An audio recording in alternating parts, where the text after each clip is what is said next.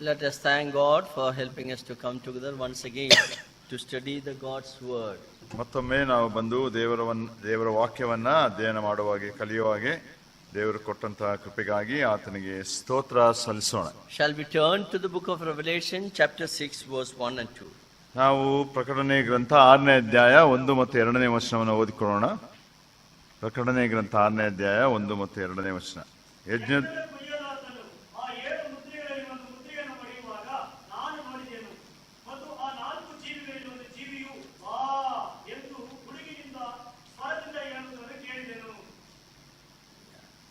May the Lord bless the reading of the 2ನೇ ವಚನ. 6 verse 1 and 2.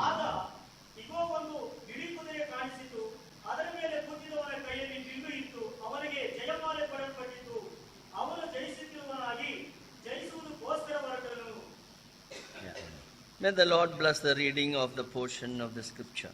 ಓದಿದಂತ ದೇವರ ವಾಕ್ಯದ ಭಾಗವನ್ನ ದೇವರು ಆಶೀರ್ವದಿಸುವಂತವನಾಗಿರಲಿ.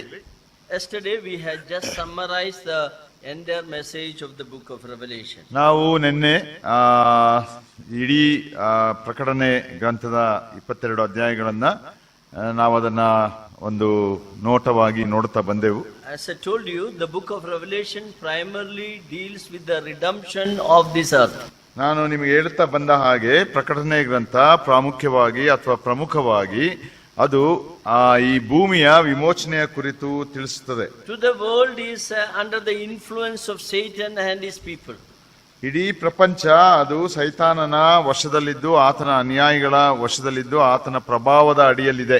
The God Lord Jesus Christ want to remove all of them and to establish his kingdom. ಆದುದರಿಂದ ದೇವರು ಕರ್ತನಾದ ಯೇಸು ಕ್ರಿಸ್ತನ ಮುಖಾಂತರ ಅದನ್ನೆಲ್ಲ ತೆಗೆದುಹಾಕಿ ತನ್ನ ರಾಜ್ಯವನ್ನ ಸ್ಥಾಪಿಸಲಿಕ್ಕೆ ಇದ್ದಾನೆ. As a result of the fall of man, the earth was corrupted and completely destroyed. ಆ ಮನುಷ್ಯನ ಬೀಳುವಿಕೆಯಿಂದ ಆದಾಮ ಅವಳು ಮಾಡಿದ ಪಾಪದ ನಿಮಿತ್ತ ಇಡೀ ಸೃಷ್ಟಿ ಅದು ಕಲುಷಿತಗೊಂಡಂತದ್ದಾಗಿ. When God created, he saw everything is good, but today if you see, everything is not good. ದೇವರು ಸೃಷ್ಟಿಸಿದಾಗ ಎಲ್ಲವನ್ನ ನೋಡಿದ್ದೇನೆಂದ್ರೆ ಎಲ್ಲವೂ ಒಳ್ಳೆಯದಾಗಿದೆ ಎಂಬುದಾಗಿ. ಆದ್ರೆ ಇವತ್ತು ಈ ಲೋಕವನ್ನ ನೋಡುವಾಗ ಯಾವುದೂ ಕೂಡ ಅದರಲ್ಲಿ ಒಳ್ಳೆಯದಿಲ್ಲ. It is corrupted because of Satan. ಯಾಕಂದ್ರೆ ಸೈತಾನನ ಮುಖಾಂತರ ಅದು ಪಾಪಕ್ಕೆ ಒಳಪಟ್ಟಿದೆ. So Jesus is coming again to restore the earth. ಆದುದರಿಂದ ಕರ್ತನಾದ ಯೇಸು ಕ್ರಿಸ್ತನು ಮತ್ತೊಮ್ಮೆ ಈ ಲೋಕಕ್ಕೆ ಆತನು ಬರ್ಲಿಕ್ಕಿದ್ದಾನೆ. ಯಾಕಂದ್ರೆ ಈ ಲೋಕವನ್ನ ಆತನು ಮತ್ತೆ ಪುನರ್ಸ್ಥಾಪಿಸಬೇಕು. As I told you, there are two aspects of redemption. One is the person should be redeemed. Secondly, the property should be redeemed. ನಾನು ನಿಮಗೆ ಹೇಳ್ತಾ ಬಂದ ಹಾಗೆ ವಿಮೋಚನೆಯಲ್ಲಿ ಇರುವಂತಹ ಎರಡು ಸಂಗತಿಗಳನ್ನು ನಾವು ನೋಡ್ತೇವೆ. ಮೊದಲು ನಾಶವಾಗುತ್ತಿರುವಂತಹ ಮನುಷ್ಯನ ವಿಮೋಚನೆ ಆಗಬೇಕು, ಬಿಡುಗಡೆ ಆಗಬೇಕು. ನಂತರ ಆ ನಾಶದ ನಿಮಿತ್ತ ಆತನು ಕಳಕೊಂಡಂತ ಎಲ್ಲಾ ಸಂಗತಿಗಳು ಆತನಿಗೆ ವಾಪಸ್ಸು ಕೊಡಲ್ಪಡಬೇಕು.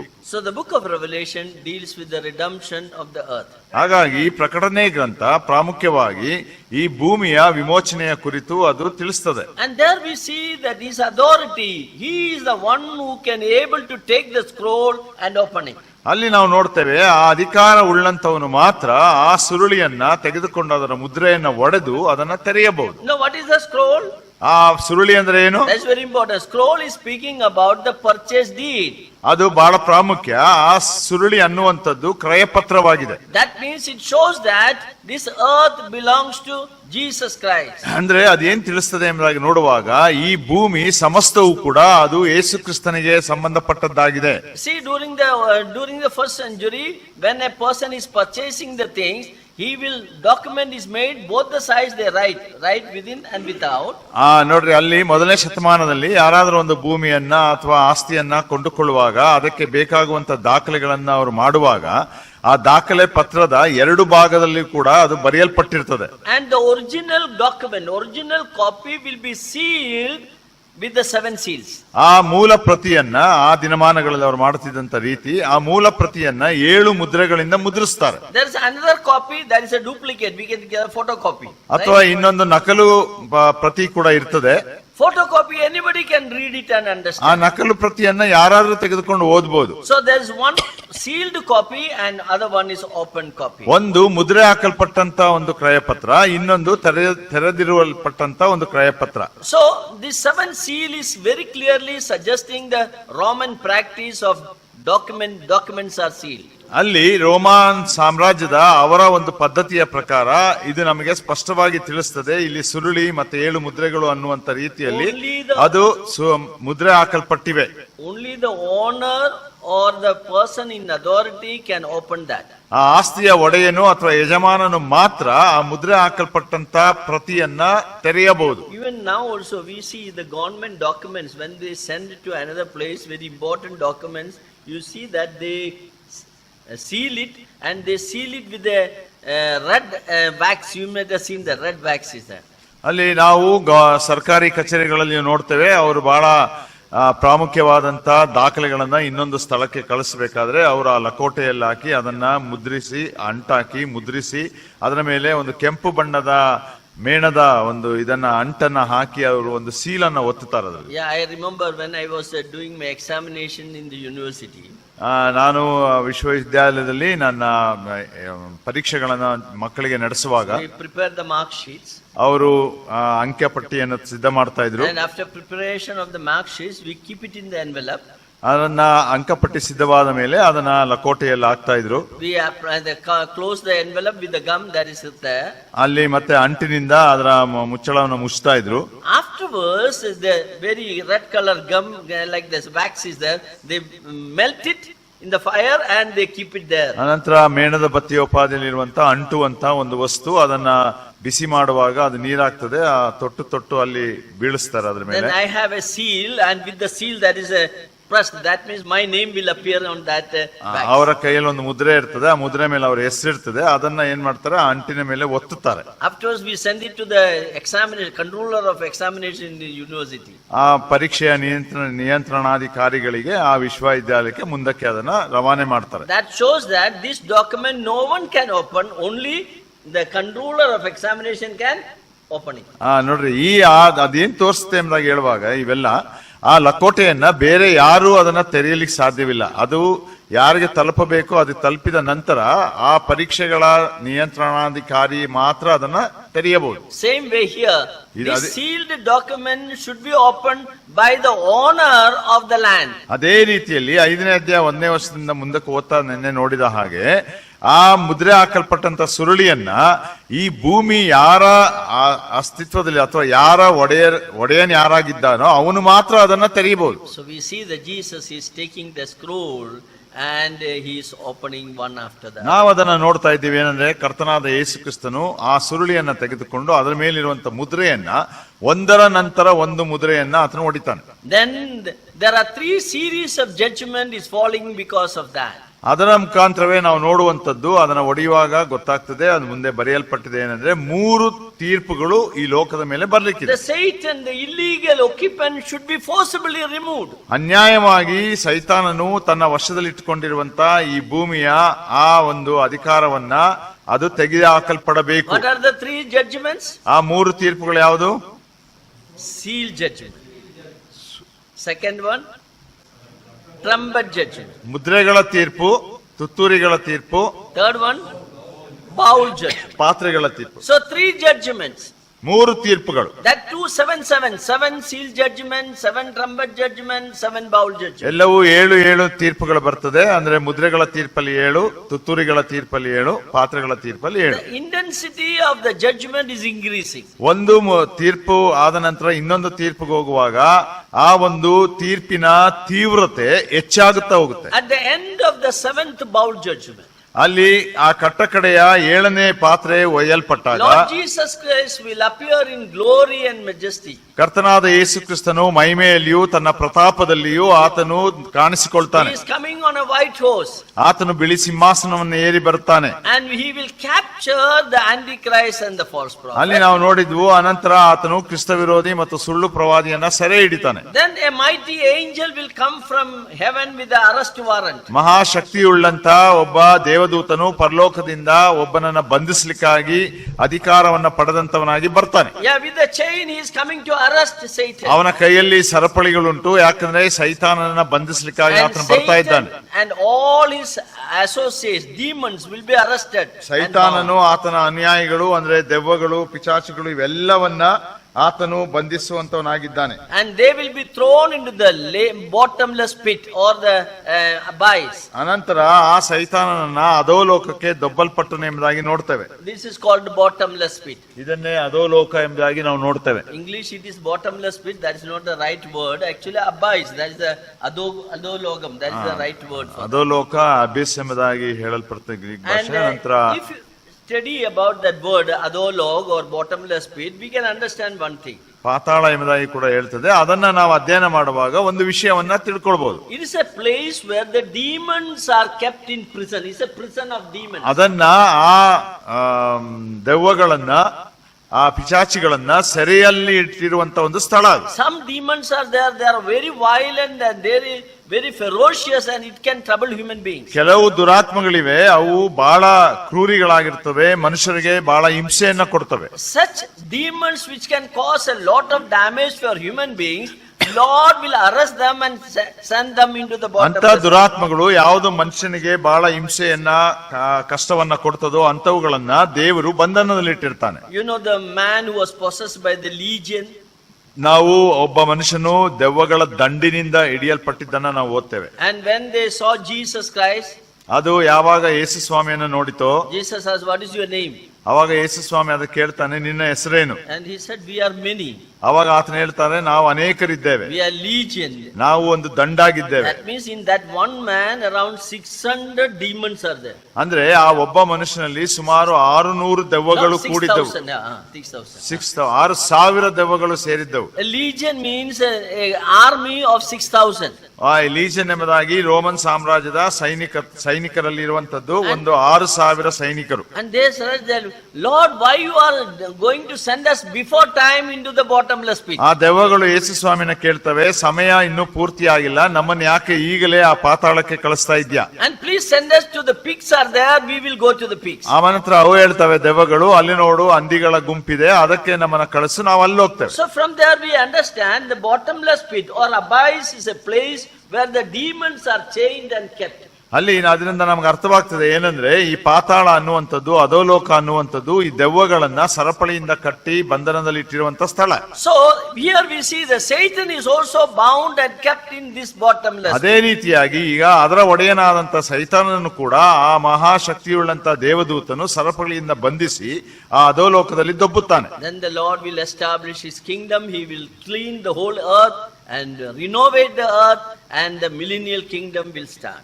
ಆಗ ನಮ್ಮ ಕರ್ತನಾದ ಯೇಸು ಕ್ರಿಸ್ತನ ಲೋಕಕ್ಕೆ ಆಗಮನಿಸಿ ಈ ಲೋಕದಲ್ಲಿರುವಂತ ಎಲ್ಲಾ ದುಷ್ಟ ಶಕ್ತಿಗಳನ್ನ, ದುಷ್ಟ ಜನರನ್ನ ನಾಶ ಮಾಡಿ ಅದನ್ನ ಶುದ್ಧಗೊಳಿಸಿ ಅದನ್ನ ಮರುರೂಪಗೊಳಿಸಿ ತನ್ನ ಅಧಿಕಾರವನ್ನ 1,000 ವರ್ಷಗಳ ಕಾಲ ಆಳ್ತಾನೆ. Now we will start with our judgments. So the ಈಗ first series of judgment. ಈಗ ನಮ್ಮ ಮೊದಲ ಪಂಕ್ತಿಯಲ್ಲಿ ಬರುವಂತ ಮುದ್ರೆಗಳ ತೀರ್ಪು ಅದನ್ನ ನೋಡ್ತಾ ಬರೋಣ. That will begin in the beginning of the tribulation period. ಅದು ಕಷ್ಟ ಮಹಾಸಂಕಟ ಕಾಲದ ಸಂಕಟ ಕಾಲದ ಪ್ರಾರಂಭದಲ್ಲಿ ಅದು ಬರ್ತದೆ ಆ ತೀರ್ಪು. I hope you had done my homework.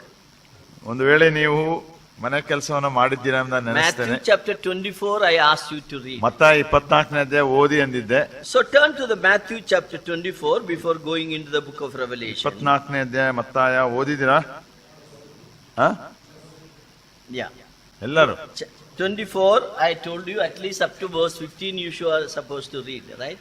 24ನೇ ಅಧ್ಯಾಯ 15 ವಚನ ತನಕ ಆದ್ರೂ ಓದ್ ಬನ್ನಿ ಅಂತ ಹೇಳಿದ್ದೆ. Yeah, verse 3. 3ನೇ ವಚನ 24 verse 3. 24ನೇ ಅಧ್ಯಾಯ 3ನೇ ವಚನ.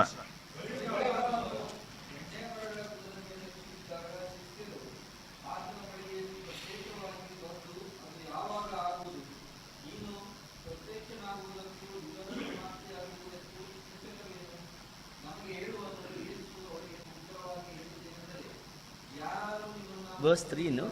3 ಸಾಕು, 3ನೇ ವಚನ ಸಾಕು. Yeah, the disciples came and asked him, "When shall this thing be, and what shall be the sign of the coming and of the end time?" ಅವಾಗ ಶಿಷ್ಯರು ಆತನ ಬಳಿಗೆ ಪ್ರತ್ಯೇಕವಾಗಿ ಬಂದು ಕೇಳ್ತಾರೆ, ಅದು ಯಾವಾಗ ಆಗುವುದು, ನೀನು ಪ್ರತ್ಯಕ್ಷನಾಗುವುದಕ್ಕೂ ಯುಗದ ಸಮಾಪ್ತಿಗೂ ಸೂಚನೆ ಏನು? Lord told them that this temple, Jerusalem temple, is going to be destroyed. ಯಾಕಂದ್ರೆ ಆ ಅಂದವಾದಂತ ಯೆರೂಸಲೇಮಿನ ದೇವಾಲಯವನ್ನ ನೋಡಿ ಶಿಷ್ಯರು ಹೊಗಳುವಾಗ ಯೇಸು ಸ್ವಾಮಿ ಹೇಳ್ತಾನೆ, ಈ ದೇವಾಲಯವು ಒಂದು ದಿವಸ ಕೆಡವಲ್ಪಡ್ತದೆ. The disciples were upset. The temple is going to be destroyed. ಅವಾಗ ಆ ಶಿಷ್ಯರಿಗೆ ಚಿಂತೆ ಉಂಟಾಗ್ತದೆ, ಏನಂದ್ರೆ ಈ ದೇವಾಲಯ ಕೆಡವಲ್ಪಡ್ತದ. Then they came privately, asked, well, Lord, when this is going to happen? ಅವಾಗ ಆತನ ಬಳಿಗೆ ಪ್ರತ್ಯೇಕವಾಗಿ ಬರ್ತಾರೆ, ಎಲ್ಲರನ್ನ ಬಿಟ್ಟು ಬಂದು ಕೇಳ್ತಾರೆ, ಆದ್ರೆ ಕರ್ತನೆ ಅದು ಯಾವಾಗ ಆಗ್ತದೆ? Yeah, when shall these things be? ಯಾವಾಗ ಅದು ನಡೀತದೆ? When this temple is going to be destroyed? ಯಾವಾಗ ಈ ದೇವಾಲಯ ನಾಶವಾಗ್ತದೆ? Then they asked one more question. ಅನಂತರ ಇನ್ನೊಂದು ಪ್ರಶ್ನೆ ಕೇಳ್ತಾರೆ, What will be the sign of thy coming? ನೀನು ನಿನ್ನ ಬರೋಣಕ್ಕೂ ಪ್ರತ್ಯಕ್ಷಕ್ಕೂ ಯುಗದ ಸಮಾಪ್ತಿಗೂ ಸೂಚನೆ ಏನು? And of the end time. So they are asking the questions to the Lord Jesus. ಹಾಗಾಗಿ ಶಿಷ್ಯರು ಯೇಸು ಸ್ವಾಮಿಗೆ ಪ್ರಶ್ನೆ ಮಾಡ್ತಾ ಇದ್ದಾರೆ. And the Lord is explaining their answer, explaining the answers and telling them when it is going to happen. ಈಗ ಯೇಸು ಕ್ರಿಸ್ತನು ಅವರಿಗೆ ವಿವರಣೆಯನ್ನ ಕೊಡುವಂತವನಾಗಿ ಅವರ ಪ್ರಶ್ನೆಗೆ ಉತ್ತರಗಳನ್ನ ಕೊಡ್ತಾ ಇದ್ದಾನೆ. Matthew, Luke and Mark, we have the answers for these questions. ಮತ್ತಾಯನ ಸುವಾರ್ತೆ, ಲೂಕನ ಸುವಾರ್ತೆ ಮತ್ತು ಮಾರ್ಕನ ಸುವಾರ್ತೆಯಲ್ಲಿ ಕೂಡ ಈ ಪ್ರಶ್ನೆಗೆ ಯೇಸು ಸ್ವಾಮಿ ಕೊಡುವಂತ ಉತ್ತರಗಳನ್ನ ಕಾಣ್ತೇವೆ. Matthew is describing the signs of his coming. ಮತ್ತಾಯನು ಆತನು ಬರುವಂತ ಸೂಚನೆಗಳನ್ನ ಕುರಿತು So ತಿಳಿಸ್ತಾನೆ. verse 4 onwards, he is explaining the signs of his coming. ಆ ಕರ್ತನಾದ ಯೇಸು ಕ್ರಿಸ್ತನ ಬರುಣದ ಕುರಿತು ಮತ್ತಾಯನು 4ನೇ ವರ್ಷದಿಂದ ಮುಂದಕ್ಕೆ ಅದರ ಸೂಚನೆಯನ್ನ ತಿಳಿಸ್ತಾ ಇದ್ದಾನೆ. So briefly let us look into the signs of his coming. ಸಂಕ್ಷಿಪ್ತವಾಗಿ ಆತನ ಬರುಣದ ಸೂಚನೆಗಳನ್ನ ನೋಡೋಣ. So here we see verse 4 and 5. 4 ಮತ್ತು 5ನೇ ವಚನ. There are 6 signs are mentioned about his coming. ಇಲ್ಲಿ 6 ಸೂಚನೆಗಳಿವೆ ಯೇಸು ಕ್ರಿಸ್ತನ ಬರುಣದ ಕುರಿತು. Now look at that verse 4 and 5. 4 ಮತ್ತು 5ನೇ ವಚನ. Matthew 24 verse 4 and 5. ಯಾರಾದರೂ ನಿಮ್ಮನ್ನು ಮೋಸಗೊಳಿಸಾರು ನೋಡಿಕೊಳ್ಳಿರಿ, ಯಾಕಂದ್ರೆ ಅನೇಕರು ಬಂದು ನನ್ನ ಹೆಸರನ್ನ ಎತ್ತಿಕೊಂಡು ನಾನು ಕ್ರಿಸ್ತನು ಎಂದು ಹೇಳಿ ಎಷ್ಟೋ ಜನರನ್ನ ಮೋಸಗೊಳಿಸುವರು. There we see that he is saying that many will come in my name saying that I am Christ. ಅನೇಕರು ನನ್ನ ಹೆಸರಿನಲ್ಲಿ ಬಂದು ನಾನು ಕ್ರಿಸ್ತನು ಎಂದು ಹೇಳುತ್ತಾರೆ. And they deceive many people. ಅದನ್ನು ಹೇಳುವುದರ ಮುಖಾಂತರ ಅನೇಕರನ್ನ ಮೋಸಗೊಳಿಸ್ತಾರೆ. So the first sign of the Lord's coming, ಆದ್ದರಿಂದ ನಮ್ಮ ಕರ್ತನಾದ ಯೇಸು ಕ್ರಿಸ್ತನ ಬರೋಣದ ಮೊದಲ ಚಿಹ್ನೆ, the coming of the false Christ or antichrist. ಅದು ಕ್ರಿಸ್ತ ವಿರೋಧಿ ಆಗಮನ. Please note down, the first sign he says the coming of the antichrist. ಅದನ್ನ ಬರೆದುಕೊಳ್ಳ್ರಿ. ಮೊದಲನೇ ಸೂಚನೆ ಅಥವಾ ಚಿಹ್ನೆ ಯೇಸು ಸ್ವಾಮಿ ಬರ್ಲಿಕ್ಕಿರುವುದಕ್ಕೆ ಇರುವಂತದ್ದು ಕ್ರಿಸ್ತ ವಿರೋಧಿ ಆಗಮನವಾಗಬೇಕು. Yeah. Second sign, you look at that, verse 6. ಎರಡನೇ ಚಿಹ್ನೆ 6ನೇ ವಚನ. And ye shall hear of wars and rumors of wars, and see that ye be not troubled, for these things must come to pass, but the end is not yet. ಇದಲ್ಲದೆ ಯುದ್ಧಗಳಾಗುವುದನ್ನು ಯುದ್ಧವಾಗುವ ಆಗಿದೆ ಎಂಬ ಸುದ್ದಿಗಳನ್ನು ನೀವು ಕೇಳಬೇಕಾಗಿರುವುದು, ಕಳವಳ ಪಡದಂತೆ ನೋಡಿಕೊಳ್ಳಿರಿ, ಯಾಕಂದರೆ ಆಗಾಗುವುದು ಅಗತ್ಯ, ಆದರೂ ಇದು ಇನ್ನೂ ಅಂತ್ಯಕಾಲವಲ್ಲ. Yeah, the second sign of the Lord's coming, ಕರ್ತನಾದ ಯೇಸು ಕ್ರಿಸ್ತನ ಬರುಣದ ಎರಡನೇ ಒಂದು ಸೂಚನೆ, war and the rumors of war. ಅಲ್ಲಿ ಯುದ್ಧಗಳಾಗುತ್ತವೆ ಮತ್ತು ಯುದ್ಧಗಳಾಗುತ್ತವೆ ಅನ್ನುವಂತ ಸೂಚನೆಗಳಿರ್ತವೆ. Of course we know that there are so many wars and rumors of war nowadays. ಇತ್ತೀಚಿನ ದಿನಗಳಲ್ಲಿ ನಾವು ನೋಡ್ತಾ ಇದ್ದೇವೆ, ಅನೇಕ ಯುದ್ಧಗಳಾಗ್ತವೆ ಅನ್ನುವಂತ ಮಾತುಗಳು ಉಂಟು. In our own country we see that. ನಮ್ಮ ಸ್ವಂತ ದೇಶದಲ್ಲಿ ಇದನ್ನು ನೋಡ್ತಾ ಇದ್ದೇವೆ. Throughout the world a lot of problems are there. ಇಡೀ ಪ್ರಪಂಚದಲ್ಲಿ ಅನೇಕ ತೊಂದರೆಗಳುಂಟು. So that indicates that we are living at the end time. So ಅದನ್ನ ನೋಡುವಾಗ ನಮಗೆ ತಿಳಿಸುವಂತ ಸತ್ಯತೆ ಏನಂದ್ರೆ ನಾವು ಅಂತ್ಯಕಾಲದಲ್ಲಿ ಜೀವಿಸ್ತಾ ಇದ್ದೇವೆ. So the second sign is the wars and the rumors of war. ಎರಡನೇ ಸೂಚನೆ ಯುದ್ಧ ಮತ್ತು ಯುದ್ಧವಾಗುತ್ತೆ ಅನ್ನುವಂತ ಒಂದು ಮಾತುಗಳು. In verse 7 also it is continuing saying that nation shall rise against nation and the kingdom against kingdom, and there shall be famine. ಮುಂದುವರೆದು 7ನೇ ವಚನದಲ್ಲಿಯೂ ಕೂಡ ಜನಕ್ಕೆ ವಿರೋಧವಾಗಿ ಜನವು, ರಾಜ್ಯಕ್ಕೆ ವಿರೋಧವಾಗಿ ರಾಜ್ಯವು ಏಳುವವು, ಮತ್ತು ಅಲ್ಲಲ್ಲಿ ಬರಗಳು ಬರುವವು, ಭೂಕಂಪಗಳು ಆಗುವವು. Yeah, look at that. The third sign is mentioned that there will be famine, verse 7. ಮೂರನೇ ಒಂದು ಸೂಚನೆ ಏನು ಎಂಬುದಾಗಿ ಹೇಳುವಾಗ 7ನೇ ವಚನದಲ್ಲಿ ಓದಿದ ಹಾಗೆ ಬರಗಳು ಆಗುವಂತ ಸೂಚನೆಗಳು, ಬರಕಾಲ. So what is the first sign? ಮೊದಲನೇ ಸೂಚನೆ ಏನು? ಕ್ರಿಸ್ತ ವಿರೋಧಿ ಆಗಮನ. War and rumors. Third sign, famine. See, ಬರಗಾಲ. now the fourth sign, you look at that. ನಾಲ್ಕನೇ ಸೂಚನೆ The pestilence and the earthquakes in various places. ಅಲ್ಲಲ್ಲಿ ಬರಗಳು ಭೂಕಂಪಗಳು ಆಗುವು. You know, pestilence means, we know very well, COVID is a pestilence. ಅಂದ್ರೆ ಅನೇಕ ರೋಗಗಳು ಹಾಗೂ ಭೂಕಂಪಗಳು. Because of the COVID, you know what happened? Thousands of people died. Covid ಸಮಯದಲ್ಲಿ ನಮಗೆ ಗೊತ್ತುಂಟು, ಆ ಒಂದು ಅಂಟು ರೋಗ ಅಥವಾ ರೋಗ ಬಂದಾಗ ಸಾವಿರಾರು ಜನರು ಸತ್ತು ಹೋದ್ರು. And the earthquakes will be there. ಅಲ್ಲಿ ಭೂಕಂಪಗಳಾಗ್ತವೆ. See, nowadays, if you look at that, the frequency of the earthquakes are increasing day by day. ಇತ್ತೀಚಿನ ದಿನಗಳಲ್ಲಿ ನಾವು ಗಮನಿಸುವಾಗ ಮೊದಲಿದ್ದಕ್ಕಿಂತಲೂ ಈಗ ಆ ಭೂಕಂಪಗಳು ಆಗಾಗ ಹೆಚ್ಚಾಗಿ ಆಗುವುದನ್ನು ನೋಡ್ತಾ ಇದ್ದೇವೆ. Earthquakes were there even in the olden days. ಹಿಂದಿನ ದಿನಗಳಲ್ಲಿಯೂ ಭೂಕಂಪಗಳಿದ್ದವು. But nowadays, the number of earthquakes are increasing. ಆದ್ರೆ The frequency is increasing. ಭೂಕಂಪಗಳಾಗುವಂತ ಸಂಖ್ಯೆ ಪ್ರಪಂಚದಲ್ಲಿ ಎಲ್ಲಾ ಕಡೆಗಳಲ್ಲಿ ಹೆಚ್ಚಾಗ್ತಾ ಇದೆ. So we see that because of the earthquakes and the pestilences, death will come. ಹಾಗಾಗಿ ಭೂಕಂಪಗಳು ಮತ್ತು ಆ ರೀತಿ ರೋಗಗಳು ಬರುವಂತ ಸೂಚನೆಗಳು ಉಂಟು. The death, we see that the fourth sign is the death is so much of death. ನಾಲ್ಕನೇ ಸೂಚನೆ ಏನು ಎಂಬುದಾಗಿ ನೋಡುವಾಗ ಇದರಗಳ ಮುಖಾಂತರ ಅನೇಕ ಮರಣಗಳು ಉಂಟಾಗ್ತದೆ, ಸಾವು ಉಂಟಾಗ್ತದೆ. Now look at that and say the Lord saying that this is only the beginning of sorrows, this is not the end time. ಅದು ಅಂತ್ಯಕಾಲವಲ್ಲ. ಯೇಸು ಸ್ವಾಮಿ ಹೇಳ್ತಾನೆ 8ನೇ ವಚನ, ಇದು ನೂತನ ಕಾಲ. Yeah, verse 8 we read that. 8ನೇ ವಚನ ಓದ್ತೇವೆ. Now in verse 9 we see the fifth sign. Verse 24 verse 9. ಇಲ್ಲ. What is that? No, these signs are not for the rapture. No, this is for the glorious appearance. ಇದು ನೋಡಿ, ಈಗ ನಾವೆಲ್ಲ ಕಲಿತಾ ಇರೋದು ಸಭೆ ಎತ್ತಲ್ಪಡಲಿಕ್ಕಿರುವ ಸೂಚನೆಗಳಲ್ಲ. Okay, that's very clear. One thing, last time I told you very well, there's no sign for rapture. ಯಾಕಂದ್ರೆ ಈ ಸಲ ಹೊಸದಾಗಿ ಬಂದವರಿಗೆ ಸಭೆ ಎತ್ತಲ್ಪಡ್ಲಿಕ್ಕೆ ವಾಕ್ಯದಲ್ಲಿ ಯಾವ ಸೂಚನೆಗಳನ್ನ ಕೊಟ್ಟಿಲ್ಲ. Rapture can happen today itself. ಇವತ್ತು ಬೇಕಾದ್ರೂ ಕೂಡ ಸಭೆ ಎತ್ತಲ್ಪಡಬಹುದು. Any time rapture can come. ಯಾವುದೇ ಸಮಯದಲ್ಲಿ ಸಭೆ ಎತ್ತಲ್ಪಡಬಹುದು. Signs are given only for the glorious. ಆದ್ರೆ ಕರ್ತನಾದ ಯೇಸು ಕ್ರಿಸ್ತನ ಎರಡನೇ ಆಗಮನಕ್ಕೋಗಿ ಇರುವಂತ ಈ ಸೂಚನೆಗಳು. Is it clear? ಅಂದ್ರೆ ನಾವಿಲ್ಲಿ ಈ ಲೋಕದಲ್ಲಿ ಇರಲ್ಲ, ನಾವ್ ಎತ್ತಲ್ಪಟ್ಟಿರ್ತೇವೆ. But the signs of the glorious appearance, if you see today.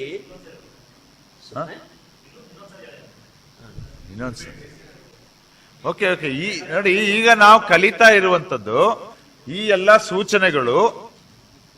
ನನಗೇನೋ ಕನ್ಫ್ಯೂಸ್ ಮಾಡ್ತಾ ಇದ್ದೀರಾ, ಒಬ್ರು ಹಿಂಗಂತೀರಾ ಒಬ್ರು ಹಿಂಗಂತೀರಾ.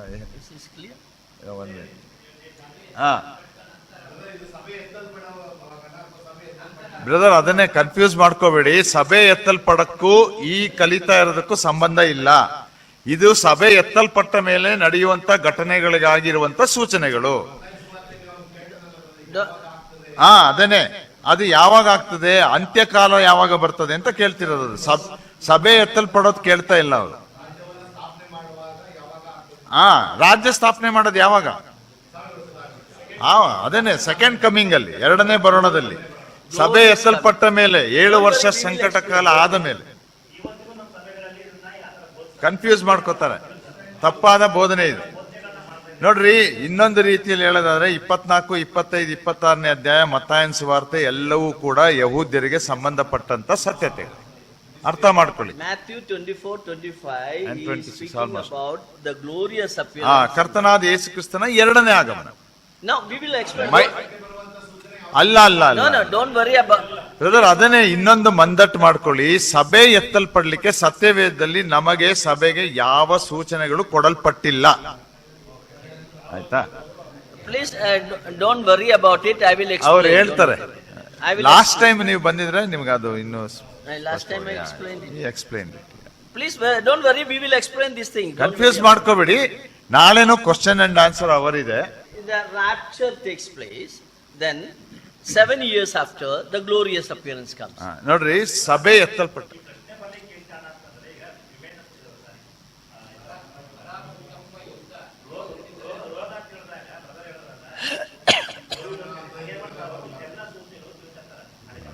Yeah, you see, some of the signs of the glorious appearance, even now it is appearing. Happening ಅದನ್ನ ತಿಳ್ಕೊ, ಅರ್ಥ ಮಾಡ್ಕೊಳ್ಬೇಕಷ್ಟೇ. ಕರ್ತನ ಬರ್ಲಿಕ್ಕಿರುವಂತ ಆಗಮನಕ್ಕಿರುವಂತ ಎರಡನೇ ಆಗಮನಕ್ಕಿರುವಂತ ಸೂಚನೆಗಳು ಅದು ಕೆಲವು ಈಗ ನಡೀತಾ ಇದೆ. Already the signs are started. Started. Glorious appearance. ಅದಕ್ಕೆ ಆತನ ಬರೋಣಕ್ಕಿರುವ ಸೂಚನೆ ಈಗ ನಡೀತಾ ಇದೆ. ಹಾಗಾಗಿ ಇದನ್ನ ನೋಡ್ಕೊಂಡು ನಾವು ಸಭೆ ಈಗ ಸಿದ್ಧರಾಗ್ಬೇಕು. So difference is only 7 years. ವ್ಯತ್ಯಾಸ ಅದರ ಮಧ್ಯದಲ್ಲಿ ಇರುವಂತ ಸಮಯ ಇರೋದು ಬರೀ 7 ವರ್ಷ. After rapture, the glorious appearance 7 years after. ಸಭೆ ಎತ್ತಲ್ಪಟ್ಟ ಮೇಲೆ 7 ವರ್ಷ ಆತನ ಬರೋಣ. The signs of the glorious appearance are now happening. ಆ ಬರೋಣದ ಎರಡನೇ ಬರೋಣದ ಕೆಲವು ಸೂಚನೆಗಳು ಈಗಾಗಲೇ ಭೂಮಿ ಮೇಲೆ ನಡೀತಾ ಉಂಟು. See, look at the world. So many events are happening. It is an indication that the glorious appearance is going to happen. ಪ್ರಪಂಚದಲ್ಲಿ ನಾವು ಪ್ರಪಂಚವನ್ನ ನೋಡುವಾಗ ಅನೇಕ ಸಂಗತಿಗಳು ಇಲ್ಲಿ ಬರೆಯಲ್ಪಟ್ಟ ನಡೀತಾ ಇದೆ. ಅಂದ್ರೆ ಆತನ ಎರಡನೇ ಬರೋಣ ಹತ್ರವಾಗಿದೆ ಅಂತ ತಿಳ್ಕೊಳ್ಬೇಕು. If the signs of the glorious appearance is happening now, that means rapture is very, very near. ಒಂದ್ ವೇಳೆ ಆತನ ಎರಡನೇ ಬರೋಣದ ಸೂಚನೆಗಳು ಈಗ ನಡೀತಾ ಇದೆ ಅಂದ್ರೆ ಸಭೆ ಎತ್ತಲ್ಪಡುವುದು ಬಹಳ ಹತ್ತಿರವಿದೆ ಅಂತ ನಾವು ತಿಳ್ಕೊಳ್ಬೇಕು. At any time the rapture can take place. ಯಾವುದೇ ಸಮಯದಲ್ಲಾದ್ರೂ ಸಭೆ ಎತ್ತಲ್ಪಡಬಹುದು. There is no specific sign is given for rapture. ನಿರ್ದಿಷ್ಟವಾದಂತ ಸೂಚನೆಗಳನ್ನ ಸಭೆ ಎತ್ತಲ್ಪಡಲಿಕ್ಕೆ ಕೊಡಲ್ಪಟ್ಟಿಲ್ಲ. ಅರ್ಥ ಆಯ್ತಲ್ವಾ? Okay, so this is famine, war, everything, every time it happens. You know that. ಹಾಗಾಗಿ ಈ ಬರಗಳು, ಕಾಯಿಲೆ ಬರುವಂತದ್ದು ಇವೆಲ್ಲ ಆಗಾಗ ನಡೀತಾ ಉಂಟು. But the intensity will increase as the glorious appearance comes. ಆದ್ರೆ ಇಂದಿನ ದಿನಗಳಿದ್ದಕ್ಕಿಂತ ಈಗಲೂ ಹೆಚ್ಚಾಗಿ ನಡೀತಾ ಇದೆ. ಯೇಸು ಸ್ವಾಮಿ ಬರೋಣ ಹತ್ರವಾಗುವಾಗ ಅದು ಇನ್ನೂ ಹೆಚ್ಚಾಗ್ತದೆ. See the martyrs, we see the thousands of people are killed for the sake of the gospel. ಈ ಸುವಾರ್ತೆಗಾಗಿ ಅನೇಕರು ಸಾವಿರಾರು ಜನರು ರಕ್ತಸಾಕ್ಷಿಗಳಾಗಿದ್ದನ್ನ ನೋಡ್ತೇವೆ. Look at that verse 9, Matthew 24 verse 9. 24ನೇ ಅಧ್ಯಾಯ ಮತ್ತೆ 9ನೇ ವಚನ. ಆಗ ನಿಮ್ಮನ್ನು ಉಪದ್ರವಕ್ಕೆ ಒಪ್ಪಿಸಿ ಕೊಲ್ಲುವರು, ನನ್ನ ಹೆಸರಿನ ನಿಮಿತ್ತ ನಿಮ್ಮನ್ನು ಎಲ್ಲಾ ಜನಾಂಗಗಳವರು ಹಗೆ ಮಾಡುವರು. Yeah, we see that many will be killed for the sake of the gospel. ನೋಡ್ರಿ, ಸುವಾರ್ತೆಯ ನಿಮಿತ್ತ ಅನೇಕರು ಕೊಲ್ಲಲ್ಪಡ್ತಾರೆ. Now, the sixth sign. 6ನೇ ಒಂದು ಸೂಚನೆ. We read in Luke's Gospel, chapter 21, verse 11. ಲೂಕ 21ನೇ ಅಧ್ಯಾಯ 11ನೇ ವಚನದಲ್ಲಿ ಅದನ್ನು ನೋಡ್ತೇವೆ. End time, what is happening? ಅಂತ್ಯಕಾಲದಲ್ಲಿ ಏನಾಗ್ತದೆ? There is a physical destruction as well as the great signs in heaven. ಅನಂತರ ಅಲ್ಲಿ ನಾವು ನೋಡುವಾಗ ಒಂದು ಭೌತಿಕವಾದಂತ ನಾಶನ ಉಂಟಾಗುವಂತದ್ದು, ಅಂದ್ರೆ ಯೆರೂಸಲೇಮ್ ಪಟ್ಟಣ ಮತ್ತು ಆಕಾಶದಲ್ಲಿ ಕಾಣುವಂತ ಸೂಚನೆಗಳು. Yeah, we see that there are signs appears in the heaven. ಅಲ್ಲಿ ಆಕಾಶದಲ್ಲಿ ಸೂಚನೆಗಳನ್ನ ನೋಡ್ತೇವೆ. So we see that all these 6 signs are mentioned. ಹೀಗೆ ನಾವು ನೋಡ್ತಾ ಬಂದ ಹಾಗೆ ಈ 6 ಸೂಚನೆಗಳು ಅಥವಾ ಚಿಹ್ನೆಗಳು ಕೊಡಲ್ಪಟ್ಟಿವೆ. Not only that, there are so many signs. Following verses also we have. ಅನಂತರ ಮುಂದುವರೆದ ವಚನಗಳಲ್ಲಿ ಕೂಡ ಇನ್ನೂ ಕೆಲವು ಸೂಚನೆಗಳು ಉಂಟು. See, look at the verse 15. 15ನೇ ವಚನಕ್ಕೆ ಬನ್ರಿ. ಮತ್ತಾಯ 24:15. ಆದುದರಿಂದ ಪ್ರವಾದಿಯಾದ ದಾನಿಯೇಲನು ಹೇಳಿದಂತ ಹಾಳು ಮಾಡುವ ಅಸಹ್ಯ ವಸ್ತುವು ಪವಿತ್ರ ಸ್ಥಾನದಲ್ಲಿ ನಿಂತಿರುವುದನ್ನ ನೀವು ಕಾಣುವಾಗ. So Antichrist will erect his image in the temple of God. ದೇವರ ದೇವಾಲಯದಲ್ಲಿ ಕ್ರಿಸ್ತ ವಿರೋಧಿ ತನ್ನ ಮೂರ್ತಿಯನ್ನ ಆತನು ನಿಲ್ಲಿಸಿಕೊಳ್ತಾನೆ. Yeah, before the coming of the Lord in glory, this also will happen. ಕರ್ತನಾದ ಯೇಸು ಕ್ರಿಸ್ತನ ಎರಡನೇ ಮಹಿಮಾ ಬರೋಣದ ಮುಂಚೆ ಈ ಘಟನೆಯು ಕೂಡ ನಡೀತದೆ. We see that there's a gospel will be preached all over the world. Verse 14. ಅದನ್ನ 14ನೇ ವಚನದಲ್ಲಿ ನೋಡಿದ ಹಾಗೆ, ಇದಲ್ಲದೆ ಪರಲೋಕ ರಾಜ್ಯದ ಈ ಸುವಾರ್ತೆಯು ಸರ್ವಲೋಕದಲ್ಲಿ ಎಲ್ಲಾ ಜನಾಂಗಗಳಿಗೆ ಸಾಕ್ಷಿಗಾಗಿ ಸಾರಲಾಗುವುದು, ಆಗ ಅಂತ್ಯವು ಬರುವುದು. The gospel of the kingdom is that Jesus is coming as Messiah. ದೇವರ ರಾಜ್ಯದ ಸುವಾರ್ತೆ ಏನು ಎಂಬುದಾಗಿ ಹೇಳುವಾಗ ಅದು ಗಾಸ್ಪಲ್ ಆಫ್ the kingdom. ಅಂದ್ರೆ ಪರಲೋಕ ರಾಜ್ಯದ ಸುವಾರ್ತೆ ಎಂಬುದಾಗಿ ಹೇಳುವಾಗ ಅದು ಕರ್ತನಾದ ಯೇಸು ಕ್ರಿಸ್ತನ ಬರೋಣದ ವಿಷಯದ ಕುರಿತಾಗಿದೆ. We are now preaching the gospel of grace. ಈಗ ನಾವು ಸಾರುತ್ತಿರುವಂತಹ ಸುವಾರ್ತೆ ಕೃಪೆಯ ಸುವಾರ್ತೆ. But during the time of tribulation, the gospel of the kingdom will be preached. ಆದ್ರೆ ಆ ಒಂದು ಸಂಕಟ ಮತ್ತು ಮಹಾಸಂಕಟ ಕಾಲದಲ್ಲಿ ಈ ಪರಲೋಕ ರಾಜ್ಯದ ಸುವಾರ್ತೆ ಸಾರಲ್ಪಡುತ್ತದೆ. And when the gospel reach everywhere, the Lord will come. ಎಲ್ಲಾ ಕಡೆಯಲ್ಲಿ ಸುವಾರ್ತೆ ಸಾರಲ್ಪಡುವಾಗ ಕರ್ತನಾದ ಯೇಸು ಕ್ರಿಸ್ತನ ಆಗಮನ ಉಂಟಾಗ್ತದೆ. That is speaking about the glorious appearance of ಅದು ನಮ್ಮ ಕರ್ತನಾದ ಯೇಸು ಕ್ರಿಸ್ತನ ಮಹಿಮಾ ಪ್ರಭಾವದಿಂದ ಕೂಡಿದಂತ ಎರಡನೇ ಬರೋಣವನ್ನ ಕುರಿತು ಕುರಿತು ತಿಳಿಸುವಂತ I took ಸತ್ಯತೆ. only 6 of them, ಅದನ್ನ ನಾನು ಬರೀ 6 ಸೂಚನೆಗಳನ್ನು which ಹೇಳಿದ್ದೇನೆ. is relevant to the book of Revelation chapter 6. ಅದು 6ನೇ ಅಧ್ಯಾಯ ಪ್ರಕಟಣೆ ಗ್ರಂಥ ಈಗ ಕಲೀಲಿಕ್ಕಿರುವಂತ ಆ ಮುದ್ರೆಗಳ ತೀರ್ಪಿಗೆ ಸಂಬಂಧಪಟ್ಟದ್ದಾಗಿದೆ. What is the first sign? ಮೊದಲನೇ ಚಿಹ್ನೆ ಏನು? Coming of Antichrist. ಕ್ರಿಸ್ತ ವಿರೋಧಿ ಆಗಮನ. Secondly, ಎರಡನೇದು war and rumors of war. ಯುದ್ಧಗಳು ಮತ್ತೆ ಯುದ್ಧಗಳು ಆಗುತ್ತೆ ಅನ್ನುವಂತ ಸೂಚನೆ. The third one, ಮೂರನೇದು famine. ಬರಗಳು ಭೂಕಂಪಗಳು. The fourth one, death, the pestilence and the earthquakes will happen. ನಾಲ್ಕನೇದು ಅಂಟುರೋಗ ಮತ್ತು ಭೂಕಂಪಗಳು. And the fifth one, martyrs.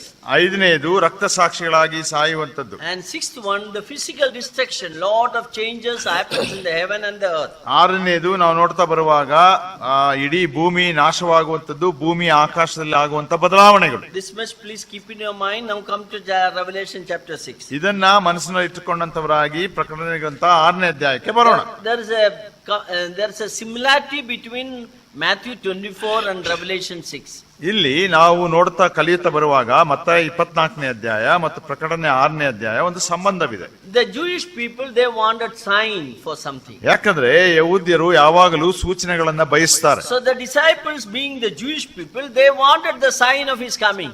ಆ ಶಿಷ್ಯರೆಲ್ಲರೂ ಕೂಡ ಯಹೂದ್ಯರಾಗಿರೋದ್ರಿಂದ ಕರ್ತನಾದ ಯೇಸು ಕ್ರಿಸ್ತನು ಬರುವಂತ ಸೂಚನೆಗಳನ್ನ ಅವರು ಕೇಳಲಿಕ್ಕೆ ಇಷ್ಟಪಟ್ಟರು. Jesus is coming for the nation of Israel and during the time of the glorious appearance. ಕರ್ತನಾದ ಯೇಸು ಕ್ರಿಸ್ತನು ಇಸ್ರಾಯೇಲ್ ಜನಾಂಗಕ್ಕಾಗಿಯೇ ಈ ಲೋಕಕ್ಕೆ ಬರ್ತಾನೆ. ಅದು ಆತನ ಎರಡನೇ ಬರುಣದಲ್ಲಿ ಉಂಟಾಗ್ತದೆ. Rapture is for the church. ಆ ಸಭೆ ಎತ್ತಲ್ಪಡುವಂತದ್ದು ಅನ್ನುವಂಥದ್ದು ಸಭೆಗೆ There is ಸಂಬಂಧಪಟ್ಟಂತೆ no ವಿಷಯ. sign is given, specific sign is given for rapture. ಆದುದರಿಂದ ಸತ್ಯವೇದದಲ್ಲಿ ಸಭೆ ಎತ್ತಲ್ಪಡಲಿಕ್ಕೆ ನಮಗೆ ಯಾವುದೇ ಸೂಚನೆಗಳಿಲ್ಲ. As we are coming at the close of the end time, ನಾವು ಯಾವಾಗ ಯುಗದ ಅಂತ್ಯಕ್ಕೆ ಸಮೀಪಿಸ್ತಾ ಇದ್ದೇವೆಯೋ, there are possibility that there are a lot of signs related with the glorious appearance are visible now.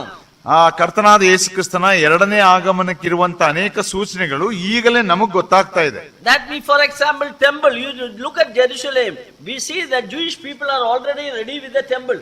ಒಂದು ವೇಳೆ ಯೆರೂಸಲೇಮಿನಲ್ಲಿರುವಂತಹ ದೇವಾಲಯದ ಕುರಿತು ಕಲಿಯುತ್ತಾ ಹೋಗುವುದಾದ್ರೆ, ಅದು ಈಗಾಗಲೇ ಯಹೂದ್ಯರು ಆ ದೇವಾಲಯವನ್ನ ಪುನಃ ಕಟ್ಟಲಿಕ್ಕಾಗಿ ಎಲ್ಲ ಸಿದ್ಧತೆಗಳನ್ನ ಮಾಡ್ಕೊಳ್ತಾ ಇದ್ದಾರೆ. Lord Jesus Christ very clearly said before his coming in glory, there will be a temple in Jerusalem. ಕರ್ತನಾದ ಯೇಸು ಕ್ರಿಸ್ತನು ಸ್ಪಷ್ಟವಾಗಿ ಹೇಳಿದ್ದಾನೆ, ಆತನ ಎರಡನೇ ಮಹಿಮೆ ಬರೋಣದ ಸಮಯದಲ್ಲಿ ಯೆರೂಸಲೇಮಿನಲ್ಲಿ ಆ ದೇವಾಲಯ ಕಟ್ಟಲ್ಪಟ್ಟಿರ್ತದೆ. The mark of the beast, we know that everything what is happening in the world, we know that related to the mark of the beast. ಆ ಮೃಗದ ಒಂದು ಸಂಖ್ಯೆ ಅಥವಾ ಗುರುತು, ಅದರ ಕುರಿತು ಅನೇಕ ವಿಷಯಗಳು ನಮ್ಮೆಲ್ಲರಿಗೂ ಗೊತ್ತುಂಟು. All of you have a number, right?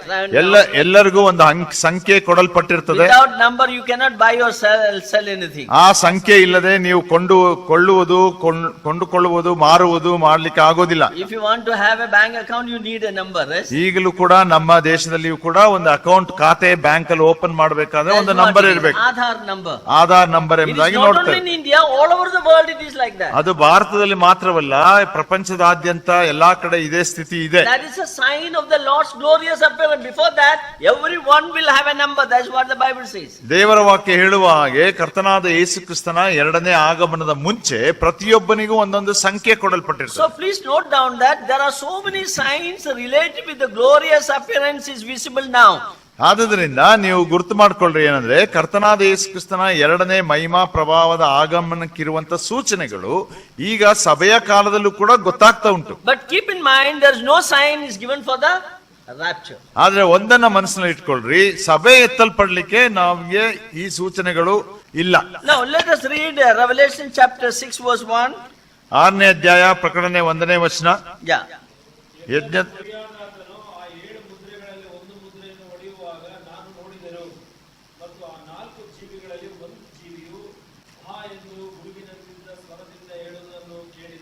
Yeah, we see that Lord Jesus Christ took the scroll and opened the seal. ನಾವಿಲ್ಲಿ ನೋಡ್ತೇವೆ, ಕರ್ತನಾದ ಯೇಸು ಕ್ರಿಸ್ತನು ಆ ಸುರುಳಿಯನ್ನ ತೆಗೆದುಕೊಂಡಂತವನಾಗಿ ಅದರ ಮೇಲಿರುವಂತ ಮುದ್ರೆಯನ್ನ ಒಡಿತಾನೆ. And there was a noise of a thunder.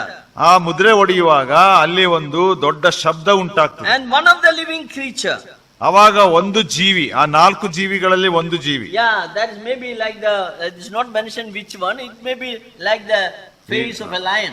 ಒಂದು ವೇಳೆ ಸಿಂಹದ ಮುಖವುಳ್ಳ ಜೀವಿ, Yeah, they have eyes everywhere. You see that eyes are everywhere. ಅದಕ್ಕೆ ಅನೇಕ ಕಣ್ಣುಗಳುಂಟು. And that is coming. They're saying that come, come. ಅವಾಗ ಆ ಜೀವಿ ಹೇಳ್ತದೆ ಬಾ ಬಾ ಎಂಬುದಾಗಿ. At that time in verse 2 we see, ಅವಾಗ 2ನೇ ವಚನದಲ್ಲಿ ಓದ್ತೇವೆ, I saw and behold a white horse. ಆಗ ಇಗೋ ಒಂದು ಬಿಳಿ ಕುದುರೆ ಕಾಣಿಸಿತು. And he that sat on him had a bow, and the crown was given unto him. ಅದರ ಮೇಲೆ ಕೂತಿದ್ದವನ ಕೈಯಲ್ಲಿ ಬಿಲ್ಲು ಇತ್ತು. And he went forth conquering and to conquer. ಅವನಿಗೆ ಜಯಮಾಲೆ ಕೊಡಲ್ಪಟ್ಟಿತು, ಅವನು ಜಯಿಸುತ್ತಿರುವವನಾಗಿ ಜಯಿಸುವುದಕ್ಕೋಸ್ಕರ ಹೊರಟನು. So when the first seal was broken, ಆ ಮೊದಲನೇ ಮುದ್ರೆ ಒಡೆಯಲ್ಪಟ್ಟಾಗ we see the arrival of Antichrist. ಇಲ್ಲಿ ಕ್ರಿಸ್ತ ವಿರೋಧಿಯ ಆಗಮನವನ್ನ ನೋಡ್ತೇವೆ. He is coming on a white horse. ಆತನು ಬಿಳಿ ಕುದುರೆಯನ್ನ ಏರಿದವನಾಗಿ After the ಬರ್ತಾನೆ. rapture this is going to happen. ಇದು ಸಭೆ ಎತ್ತಲ್ಪಟ್ಟ ಮೇಲೆ ನಡೆಯುವಂತ ಘಟನೆ. After the rapture ಸಭೆ ಎತ್ತಲ್ಪಟ್ಟ ಮೇಲೆ there will be a lot of unrest in the world. ಇಡೀ ಪ್ರಪಂಚ ಗಲಿಬಿಲಿಗೆ ಒಳಗಾಗ್ತದೆ. And a man will come and say that there is no peace in the world, I will bring peace. ಅವಾಗ ಈ ಮನುಷ್ಯನು ಬಂದು ಹೇಳ್ತಾನೆ, ಈ ಲೋಕದಲ್ಲಿ ಪ್ರಪಂಚದಲ್ಲಿ ಸಮಾಧಾನ ಇಲ್ಲ, ಶಾಂತಿ ಇಲ್ಲ, ನಾನು ಆ ಸಮಾಧಾನ ಶಾಂತಿ ಕೊಡ್ತೇನೆ. So he will make a peace treaty with Israel.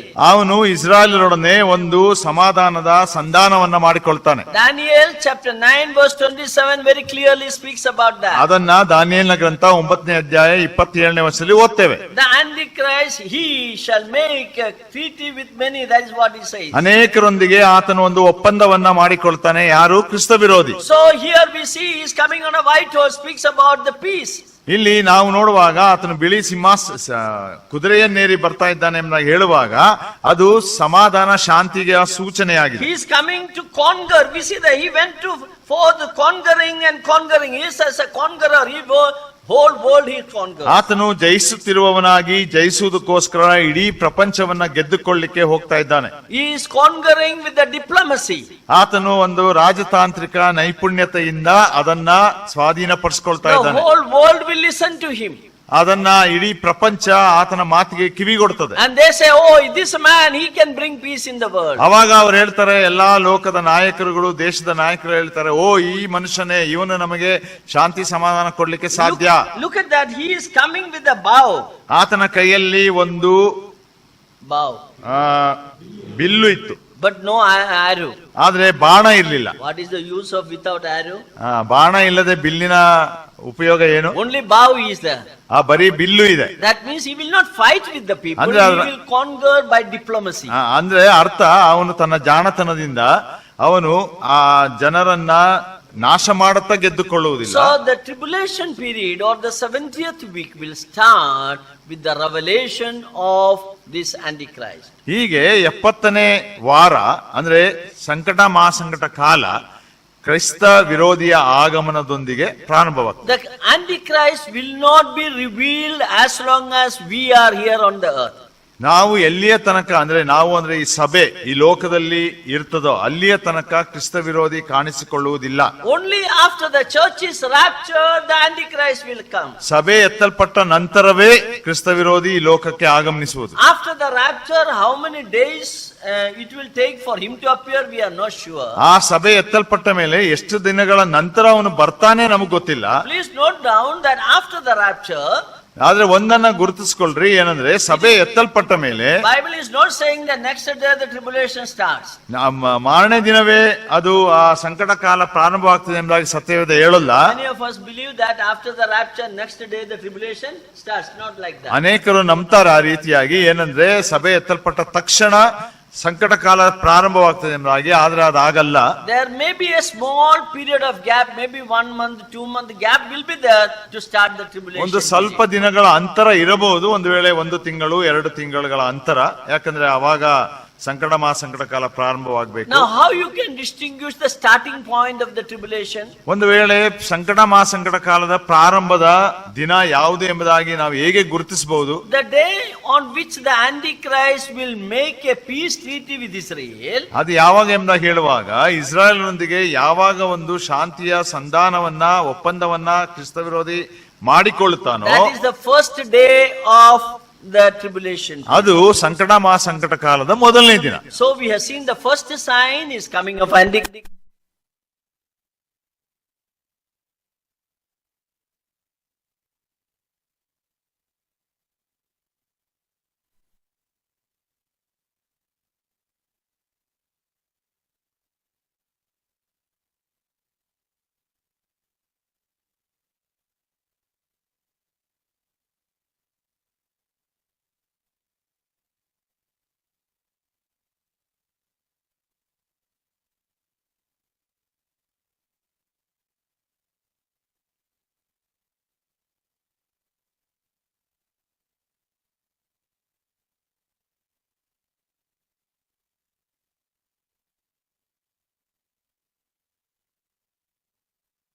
ಎರಡನೇ ಒಂದು ಜೀವಿ ಆ ದೃಶ್ಯಕ್ಕೆ ಬರ್ತಾರೆ. Nothing is mentioned which is living, maybe the calf.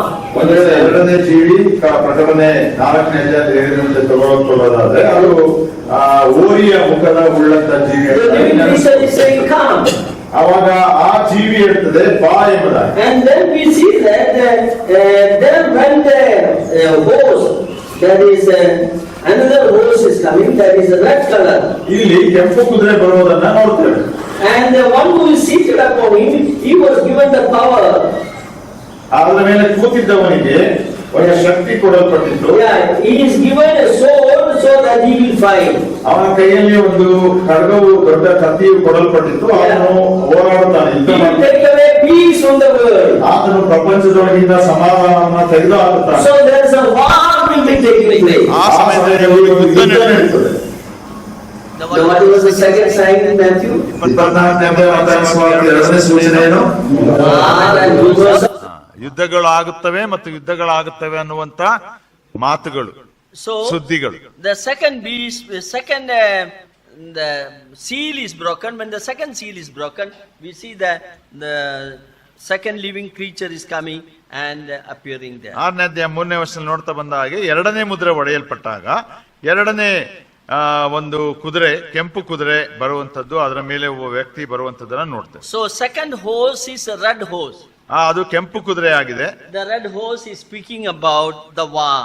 ಆ ಕೆಂಪು ಅನ್ನುವಂಥದ್ದು ಯುದ್ಧವನ್ನ ಸೂಚಿಸುತ್ತದೆ. Yeah, please read the next one, verse 5 and 6. 5 ಮತ್ತು 6ನೇ ವಚನ ಓದೋಣ. ಆತನು ಮೂರನೆಯ ಮುದ್ರೆಯನ್ನು ಒಡೆದಾಗ ಮೂರನೆಯ ಜೀವಿಯು ಬಾ ಅನ್ನುವುದನ್ನು ಕೇಳಿದೆನು. ಆಗ ಈಗೋ ಕಪ್ಪು ಕುದುರೆಯು ಕಾಣಿಸಿತು, ಅದರ ಮೇಲೆ ಕೂತಿದ್ದವನ ಕೈಯಲ್ಲಿ ತ್ರಾಸು ಇತ್ತು. ಆಮೇಲೆ 4 ಜೀವಿಗಳ ಮಧ್ಯದಿಂದ ಒಬ್ಬನ ಧ್ವನಿಯು ಹೊರಟ ಹಾಗೆ ಕೇಳಿದೆನು. ಅದು ರೂಪಾಯಿಗೆ 1 ಸೇರು ಗೋಧಿ, ರೂಪಾಯಿಗೆ 3 ಸೇರು ಜವೆ ಗೋಧಿ, ಎಣ್ಣೆಯನ್ನು ದ್ರಾಕ್ಷಾರಸವನ್ನು ಕೆಡಿಸಬೇಡ ಎಂದು ಹೇಳಿತು. Yeah, this is the second living creature, maybe a oxen.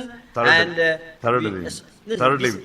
Here, yeah. Dear, okay. Yeah, just to see this second living, this one maybe like an oxen, and the appearing we see the red horse.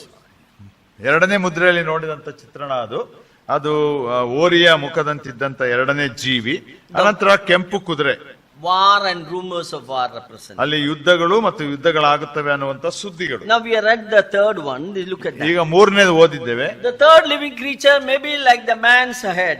ಈ ಮೂರನೇ ಜೀವಿ ಅದು ಕೂಡ ಪ್ರಕಟಣೆ 4ನೇ ಅಧ್ಯಾಯದಲ್ಲಿ ಹೇಳಿದ ಹಾಗೆ ಮನುಷ್ಯನ ಮುಖವುಳ್ಳಂತ ಜೀವಿ ಆಗಿರಬಹುದು. That time a black horse is coming. Look at that. ಆ ಸಮಯದಲ್ಲಿ ನಾವು ಆ ವಾಕ್ಯದಲ್ಲಿ ಓದಿದ ಭಾಗದಲ್ಲಿ 5-6 ವಚನ ಕಪ್ಪು ಕುದುರೆ ಏರಿದವನಾಗಿ ಬರ್ತಾನೆ. And one who is seated there, he has a balance in his hand. ಅವನ ಕೈಯಲ್ಲಿ ಒಂದು ತ್ರಾಸು ಕೊಡಲ್ಪಟ್ಟಿರ್ತದೆ. And he is saying, we see in verse 6, we see that I heard a voice of the midst of the 4 living creatures, measure of wheat for a denarii and 3 measures of barley for a denarii. ಅವಾಗ ಅಲ್ಲಿ ಒಂದು ಶಬ್ದ ಧ್ವನಿ ಬರ್ತದೆ ಅವನ ಮಧ್ಯದಿಂದ. ಅದು ಹೇಳ್ತದೆ, ರೂಪಾಯಿಗೆ 1 ಸೇರು ಗೋಧಿ, ರೂಪಾಯಿಗೆ 3 ಸೇರು ಜವೆ ಗೋಧಿ, ಎಣ್ಣೆಯನ್ನು ದ್ರಾಕ್ಷಾರಸವನ್ನು ಕೆಡಿಸಬೇಡ ಎಂದು ಹೇಳಿತು. It speaks about famine. ಅದು ಬರ, ನಾವು ಮತ್ತಾಯನ ಸುವಾರ್ತೆಯಲ್ಲಿ ನೋಡಿದಂತ ಬರದ ಕುರಿತು ಸೂಚನೆ. In Matthew also we saw the third one is famine. ಮೂರನೇ ಸೂಚನೆ ಮತ್ತಾಯನ ಸುವಾರ್ತೆ 24ನೇ ಅಧ್ಯಾಯದಲ್ಲಿ ನೋಡಿದ್ದು The ಬರ ಬರುತ್ತದೆ. sequence is the same sequence it is going on. ನೋಡ್ರಿ ಅದೇ ಕ್ರಮದಲ್ಲಿ ಒಂದರ ನಂತರ ಒಂದು ಆಗ್ತಾ ಇದೆ. Suppose a man is working hard the day and night for 12 hours. ಒಂದು ವೇಳೆ ಒಬ್ಬ ಮನುಷ್ಯನು ಹಗಲು ರಾತ್ರಿ 12 ಗಂಟೆಗಳ ಕಾಲ ಶ್ರಮೆ ಪಡುವುದಾದ್ರೆ, ಕಷ್ಟ ಪಡುವುದಾದ್ರೆ, He will get a salary of 1 dinar. ಅವನಿಗೆ 1 ರೂಪಾಯಿ ಮಾತ್ರ ಸಂಬಳ ಬರ್ತದೆ. That is 1 day salary is 1 dinar. ಅದು ಒಂದು ದಿನದ ಅವನ ಸಂಬಳ 1 ರೂಪಾಯಿ. So he can maximum purchase 1 kg rice or wheat. ಅತಿ ಹೆಚ್ಚು ಅಂದ್ರೆ ಆ ಸ್ಥಳದಲ್ಲಿರುವಂತ ಗೋಧಿಯನ್ನ ಅವನು 1 ಕೆಜಿ ಕೊಂಡುಕೊಳ್ಳಬಹುದು. With 1 kg wheat, how can he feed the whole family? ಅವನು ಆ 1 ಸೇರು ಗೋಧಿಯೊಂದಿಗೆ ಇಡೀ ಕುಟುಂಬವನ್ನ ಉಣಬಡಿಸಲಿಕ್ಕೆ ಹೇಗೆ ಸಾಧ್ಯ? He needs so many other accompaniments also. The oil, other things are needed. ಊಟದ ಜೊತೆಗೆ ಇತರ ವಸ್ತುಗಳು ಕೂಡ ಅವನಿಗೆ ಅವಶ್ಯಕತೆ ಇದೆ. ಎಣ್ಣೆ, ಉಪ್ಪು, ಬೇಳೆ, ಅದು ಇದು ಎಂಬುದಾಗಿ. His money is not sufficient to meet the daily needs. ಅಂದ್ರೆ ದಿನನಿತ್ಯದ ಬಳಕೆಗೆ ಬೇಕಾಗುವಂತ ವಸ್ತುಗೆ ತಕ್ಕ ಹಾಗೆ ಅವನ ಹಣ ಪೂರೈಸುವುದಿಲ್ಲ. Suppose he wanted more grains, he can buy barley for 3 measures. ಒಂದು ವೇಳೆ ಏನಾದ್ರೂ ಜಾಸ್ತಿ ಬೇಕು ಎಂಬುದಾಗಿ ಹೇಳುವುದಾದ್ರೆ ಆತನು ಜವೆ ಗೋಧಿಯನ್ನ 3ರಷ್ಟು ತೆಗೆದುಕೊಳ್ಳಬಹುದು. The barley is the food of the poor people. ಯಾಕಂದ್ರೆ ಆ ಜವೆ ಗೋಧಿ ಅನ್ನುವಂಥದ್ದು ಬಡವರ ಒಂದು ಆಹಾರ. So we see that there is a lot of famine will be there. ಹಾಗಾಗಿ ಅದರಿಂದ ನಮ್ಗೆ ಅರ್ಥವಾಗುತ್ತೆ ಏನಂದ್ರೆ ಅತಿ ಹೆಚ್ಚಾದಂತ ಬರ ಕಾಲ ಆ ಸಮಯದಲ್ಲಿ ಇರ್ತದೆ. But you notice another interesting thing, you mentioned that thou hurt not the oil and the wine. ಅಲ್ಲಿ ಇನ್ನೊಂದು ವಿಶೇಷತೆ ಉಂಟು, ಏನಂದ್ರೆ ಎಣ್ಣೆಯನ್ನು ದ್ರಾಕ್ಷಾರಸವನ್ನು ಕೆಡಿಸಬೇಡ. That means oil and wine are normally used by rich people. ಈ ಎಣ್ಣೆ ಮತ್ತು ದ್ರಾಕ್ಷಾರಸ ಸಾಮಾನ್ಯವಾಗಿ ಶ್ರೀಮಂತರು ಉಪಯೋಗಿಸ್ತಾರೆ. It is the food of the rich people. ಅದು ಶ್ರೀಮಂತರ ಆಹಾರ. Says that don't trouble them, that will not be affected. ಯಾಕಂದ್ರೆ ಅದಕ್ಕೆ ತೊಂದರೆ ಮಾಡಬೇಡ, ಅದರಿಂದ ಯಾವ ತೊಂದರೆ ಆಗೋದಿಲ್ಲ. In a simple meaning is this one. ಇದರಲ್ಲಿ ಸರಳವಾದ ಅರ್ಥವೇನೆಂದ್ರೆ The rich will become richer and richer. ಅಂದ್ರೆ ಶ್ರೀಮಂತನು ಇನ್ನೂ ಶ್ರೀಮಂತನಾಗ್ತಾನೆ, The poorer will become poorer and poorer. ಬಡವನು ಇನ್ನೂ ಅತಿ ಬಡವನಾಗ್ತಾ ಹೋಗ್ತಾನೆ. That is the economy nowadays. You world over we see that. ಇವತ್ತಿನ ವಾಣಿಜ್ಯ ಅಥವಾ ಈ ಸಂಗತಿಗಳು ಕೂಡ, ಹಣದ ಸಂಗತಿಗಳು ಕೂಡ ಇದೇ ರೀತಿ. You look at the Indian economy, that is what is happening. ಇಲ್ಲಿ ನಮ್ಮ ಭಾರತದ ಒಂದು ವೇಳೆ ಹಣಕಾಸು ವ್ಯವಹಾರದ ಸಂಗತಿಯನ್ನು ನೋಡುವಾಗ ಏನಾಗ್ತಾ ಇದೆ? They will make more money and more money. ಯಾರು ಶ್ರೀಮಂತರೋ ಅವರು ಇನ್ನೂ ಹೆಚ್ಚು ಹಣವನ್ನ ಸಂಪಾದಿಸ್ತಾರೆ. The poor people are becoming poorer and poorer. ಬಡವರು ಇನ್ನೂ ಬಡವರಾಗ್ತಾ ಇದ್ದಾರೆ. Yeah, Adani and Ambani, they go on making money. But others they don't have anything. Adani, Ambani ಇವರೆಲ್ಲರೂ ಕೂಡ ಹಣ ಹೆಚ್ಚಾಗಿ ಮಾಡ್ತಾ ಇದ್ದಾರೆ, ಬಾಕಿಯವ್ರಿಗೆ ಆಗ್ತಾ ಇಲ್ಲ. In other words, the gap between have and have not will increase. ಅಂದ್ರೆ ಯಾರತ್ರ ಹೆಚ್ಚು ಉಂಟೋ ಅನಂತರ ಯಾರತ್ರ ಹೆಚ್ಚು ಇಲ್ಲವೋ ಅದು ಜಾಸ್ತಿ ಆಗ್ತಾ ಉಂಟು ಅಂತರ. So at the end time there will be a famine and a lot of problems will be going to. ಆದುದರಿಂದ ಕಡೆ ದಿನಗಳಲ್ಲಿ ಈ ಬರ ಉಂಟಾಗ್ತದೆ, ಅನೇಕ ತೊಂದರೆಗಳು ಬರ್ತದೆ. The black horse is representing the famine. ಆ ಕಪ್ಪು ಕುದುರೆ ಅದು ಬರದ ಸೂಚನೆಯನ್ನ ಕೊಡ್ತಾ ಉಂಟು. Now let us look into the 7 and 8 verses that speaks about the 4th beast. 7 ಮತ್ತು 8ನೇ ವಚನ 4ನೇ ಕುದುರೆಯ ಕುರಿತು ಹೇಳ್ತದೆ, ಅಥವಾ ಜೀವಿಯು ಕೂಡ. ಅದು 4ನೆಯ ಮುದ್ರೆಯನ್ನು ಒಡೆದಾಗ 4ನೆಯ ಜೀವಿಯು ಬಾ ಅನ್ನುವ ಶಬ್ದವನ್ನ ಕೇಳಿದನು. ಆಗ ಇಗೋ ಬೂದಿ ಬಣ್ಣದ ಕುದುರೆಯು ಕಾಣಿಸಿತು, ಅದರ ಮೇಲೆ ಕೂತಿದ್ದವನ ಹೆಸರು ಮೃತ್ಯುವು, ಅವನ ಹಿಂದೆ ಪಾತಾಳವೆಂಬುವನು ಬಂದನು. ಅವರಿಗೆ ಭೂಮಿಯ ಕಾಲು ಭಾಗದಲ್ಲಿ ಕತ್ತಿಯಿಂದಲೂ ಬರದಿಂದಲೂ ಅಂಟುರೋಗದಿಂದಲೂ ಕಾಡು ಮೃಗಗಳಿಂದಲೂ ಕೊಲ್ಲುವುದಕ್ಕೆ ಅಧಿಕಾರವು ಕೊಡಲ್ಪಟ್ಟಿತು. In Matthew, what is the 4th sign is given? ಮತ್ತಾಯನ ಸುವಾರ್ತೆ 24ನೇ ಅಧ್ಯಾಯದಲ್ಲಿ ನೋಡಿದಂತ 4ನೇ ಸೂಚನೆ ಏನು? Marana, death, that is pestilences and the earthquake. ರೋಗಗಳು ಮತ್ತು ಮರಣಗಳು, ಭೂಕಂಪಗಳು. The fourth beast is coming and saying, come. ಅಲ್ಲಿ 4ನೇ ಜೀವಿ ಬರ್ತದೆ ಮತ್ತು ಅದು ಹೇಳ್ತದೆ ಬಾ ಎಂಬುದಾಗಿ. And we see the pale horse, we see there. ಅಲ್ಲಿ ಬೂದಿ ಬಣ್ಣದ ಕುದುರೆ ಕಾಣಿಸ್ತದೆ. And verse 8 says the pale horse is death and Hades. ಅಲ್ಲಿ ಬೂದಿ ಬಣ್ಣದ ಕುದುರೆ ಅದು ಹೇಳ್ತದೆ ಏನು ಅಂದ್ರೆ ಅದು ಮೃತ್ಯುವು ಮತ್ತು ಪಾತಾಳವು.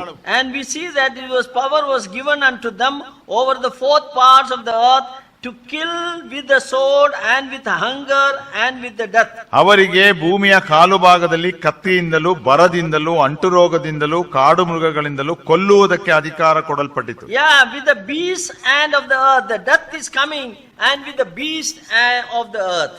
ಅಲ್ಲಿ ನೋಡ್ರಿ, ಆ ಮೃಗ ಬರುವಾಗ ಅಲ್ಲಿ ಮರಣ ಉಂಟಾಗುವಂತದ್ದನ್ನ ನೋಡ್ತಾ ಇದ್ದೇವೆ. So people are dying because of the hunger. ನೋಡ್ರಿ, ಹೊಟ್ಟೆ ಹಸಿವಿನಿಂದ ಜನರು ಸಾಯ್ತಾ ಇದ್ದಾರೆ. So the death and Hades is followed on the fourth one. ಅಲ್ಲಿ ಮರಣ ಮತ್ತು ಪಾತಾಳ ಅದು ಅದರ ಹಿಂದೆ ಬರ್ತಾ ಇದೆ ಎಂಬುದಾಗಿ ನೋಡ್ತಾ ಇದ್ದೇವೆ. And we see in Matthew, we saw that it is pestilences.